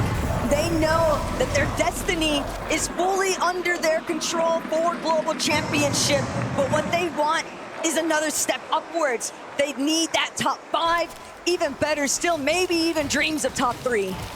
And this is the type of team that if you're one of those players fighting for the victory right now, I'm so nervous for these them. guys kicking it in the lobby. They are going to be a big threat. We have seen that. We know P and Pollo like to play high. Shark and Teeny do too. Swizzy and Pixie are always 80 gonna be alive impactful in those fights. Still so much talent in this lobby that can play spoiler to any one of our top 4 teams. Just got to keep in mind as well, we're so focused on crazy, first, Chaz. rightfully This is so. crazy. That top 15 mark coming into this game is 214 points. What's Surge Goes to looking show like? how Cooper and Ree stacked are this good on leaderboard Surge. Actually is on both ends But of what's that spectrum. Surge looking like? And old grudges might be restored here, depending on what happens next. This is a great zone for Pete. So close to where Ritual and Agers Is were it? just that. Yeah, everyone's going to be on... It's easy. Well, I don't know, actually. It's still a tough rotate, I think. Before the day has started, but it's another affair entirely to kind of throw salt in the wounds and find yourself eliminated by the team that's been contesting you all weekend long. But first and foremost, Ritual Agers, they'll have to try and sort out what's directly in front of them because the lobby's closing in. Shadow and Virgo are below surge. So limited. At points in today's competition, Shadow and Virgo look like the best representation NA was going to have. And while they've continued to fight and be a threat, this final game will be their biggest test. Will they stumble in the final hurdle? Will they continue to do what they have done and be a solid team in this lobby? Please go back to Peter and Vico. Thought process here. Like, please go back to the top two teams. I don't want it to happen off screen. I don't want any off-stream deaths. Get into the zone, get high ground, and that's going to be the best opportunity to get the damage that we need. But the thing about Shadow and Virgo is they're not a duo that we often see struggling to maintain their surge threshold. So the fact that they find themselves in this position just underneath UNDX going to solve that problem for them. A little bit of pressure alleviated, only 11 below, just one more tag necessary. They don't want to have to expend any of their Blueberry Mist grenades so they can avoid it, but players are just refusing to budge. No one is giving an opening, and that goes back to the original point. It's difficult to find your marks. 15 to 68 to even finding elimination on the Minori. Virgo takes a shot from above. All good things eventually come to an end. Only spending a short moment on top of that storm surge. Now they quickly fall below. It's active as well. Every 7 seconds, 25 damage will get ticked to eventually take out. Please show us what's going on, man. Please show us what's going on. As well, 193. Even worse though, Taco, because he's by himself. And Swizzy's trying to do what he can to reserve those last couple of pizza slices. They need to show Pollo and Peter, please. The way that the lobby is folding into itself, Vico Malabuca. it's just not going his direction. He doesn't have the openings he needs. He has to heal instead. Now chasing behind Jace, gets a big shot to open, but Jace is firing back. Oh, Swizzy's down. But he didn't get the finish, and he's out of here. Where's Peter Bot? Where's Pollo and Peter? Look on board, Shark and Teeny. You almost would have never have guessed this team was almost an inch away from getting sent out of this lobby. But now they're back. 400 above the damage threshold. Dude, Shark and Teeny not dying is such a huge red flag for Peter Bot and Pollo. The difference between them is like 1.5 kills. This is prime That's it. territory for Shark was literally, or Teeny was literally hiding under the ramp that Iamzo was on. Okay, Malabuca, Vico, they're only 200 above surge. Where is Peter Bot and Pollo? That would be no problem for this duo. I mean, come on, man, come on. Today, comfortable on any layer, and that's what you need to be when you're fighting till the end. Yeah, you got to remember it was 300 above. They're good on surge. That was leading the pack in terms. Bro, Vico and Malabuca need to go down, man. Here, they're just taking it one step at a time. They need to go down. Okay, I see Peter and Pollo. All it takes is one misstep, 300 above surge. Mistake to really cost no kills yet. No kills yet.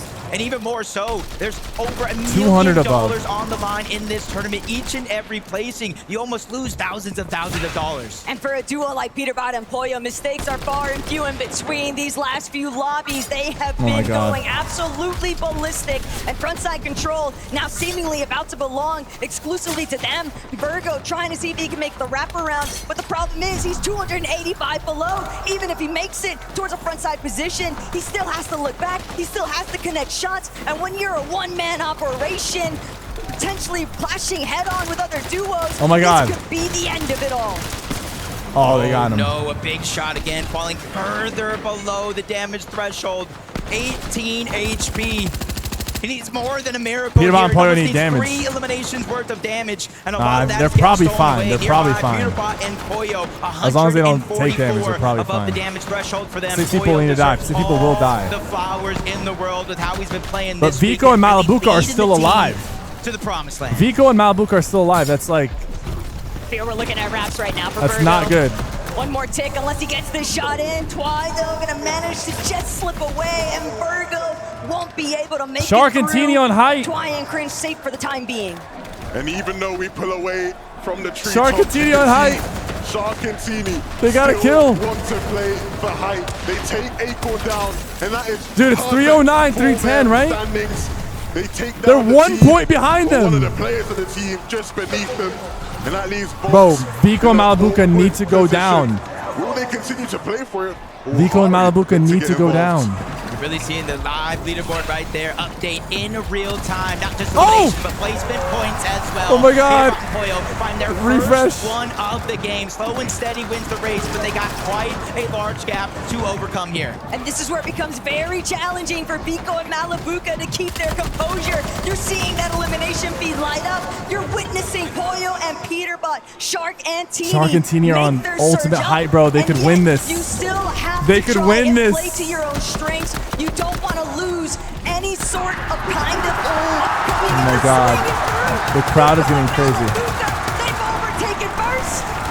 This is a big moment for them because they cannot get lost. Oh my God, Vico and Malabuka. Oh my God! Hold it for the rest of this game, but another elimination from Vico has been. Oh my God, this guy's rolling all over the place. Diving deep into the zone to try to pick it up. Luckily for him, he does get the siphon. The tournament is in their hands. Dude, if they just stay alive, they win. Vico's career, and this is his time to live up to that moment. Poyo and Peter need to find them.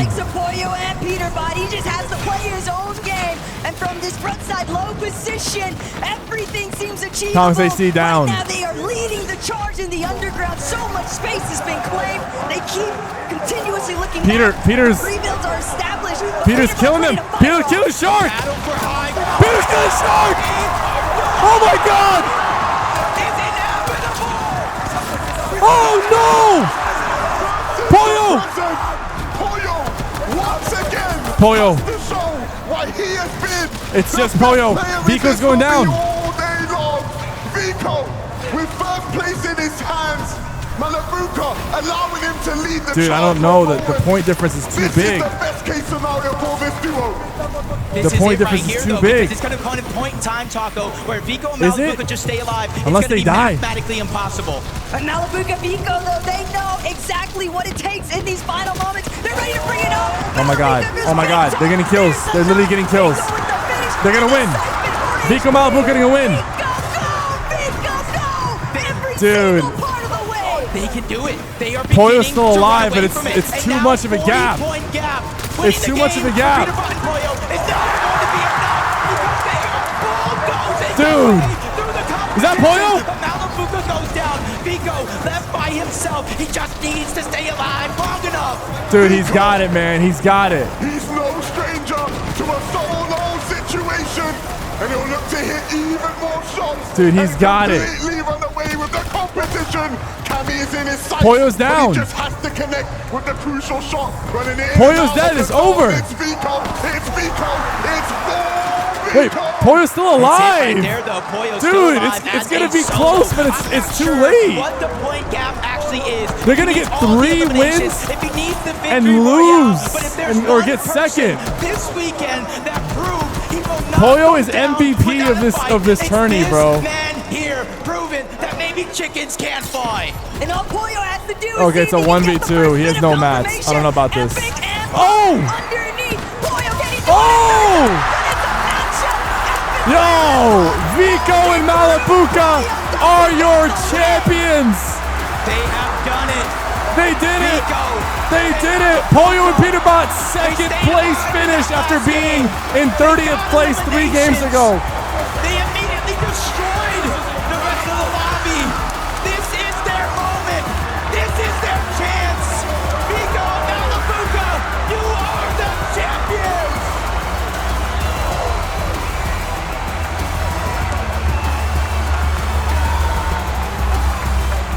And just like that, history has been made.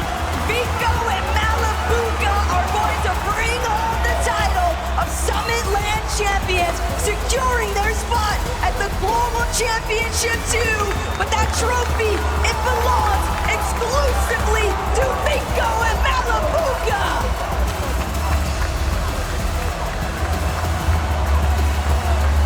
Go ahead, guys. Lift that trophy. You're damn good.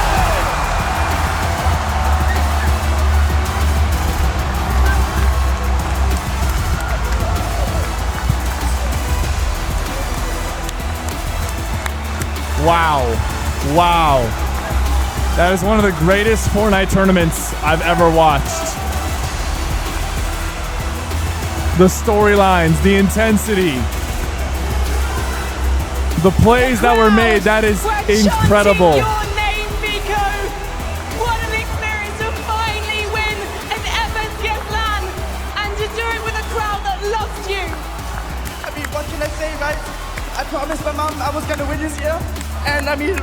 Wow. And she's watching you right now. Is there anything you want to say to her? That's so good. I'm going to say it in German. Mama, ich hab's geschafft. Ich bin der beste Spieler der Welt. She's been at your side. That was so good, chat. That was so good. From a teenager into a champion. And Malabuka last year 8th at Globals. It wasn't enough for you, was it? Yeah, well, I didn't stop at this. I got Vico as my teammate, and he just did everything. I couldn't have asked for a better teammate. That was insane, chat. And the that two was of you, insane. it's like your opposites. Vico, you can see this man. He's so hyped all the time, even when you don't win. You cool, calm, and collected. But has this man changed you? He did change me. He did change me a lot because I really love to play with him. He just makes the game feel easier for me. And seeing the two of you together. Vico. Oh, that was great. That was great. You can chat. see that crowd. That was so good. They want a word with you. Wow. Wow. I want this man to see this crowd. Guys, and to give W's them in a the chat message, for Vico. What would you like to say to them? Vico and Malabuka. Also, huge props to Pollo and Peterbot for climbing from the bottom of the leaderboard to top Vico 2. loves this crowd, and we love you guys, Vico and Malabuka. Please take your positions. Please, Dusseldorf, one more time. Your first ever FSGS Major 1 Summit champions. It's Vico and Malabuka.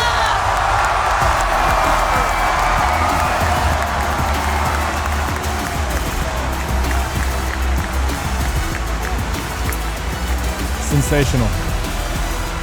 Sensational, chat.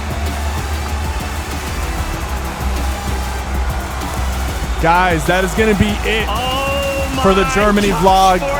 I hope you guys enjoyed this video. Don't forget to like and subscribe because I have a lot more vlogs coming your way. I'll see you guys in the next one.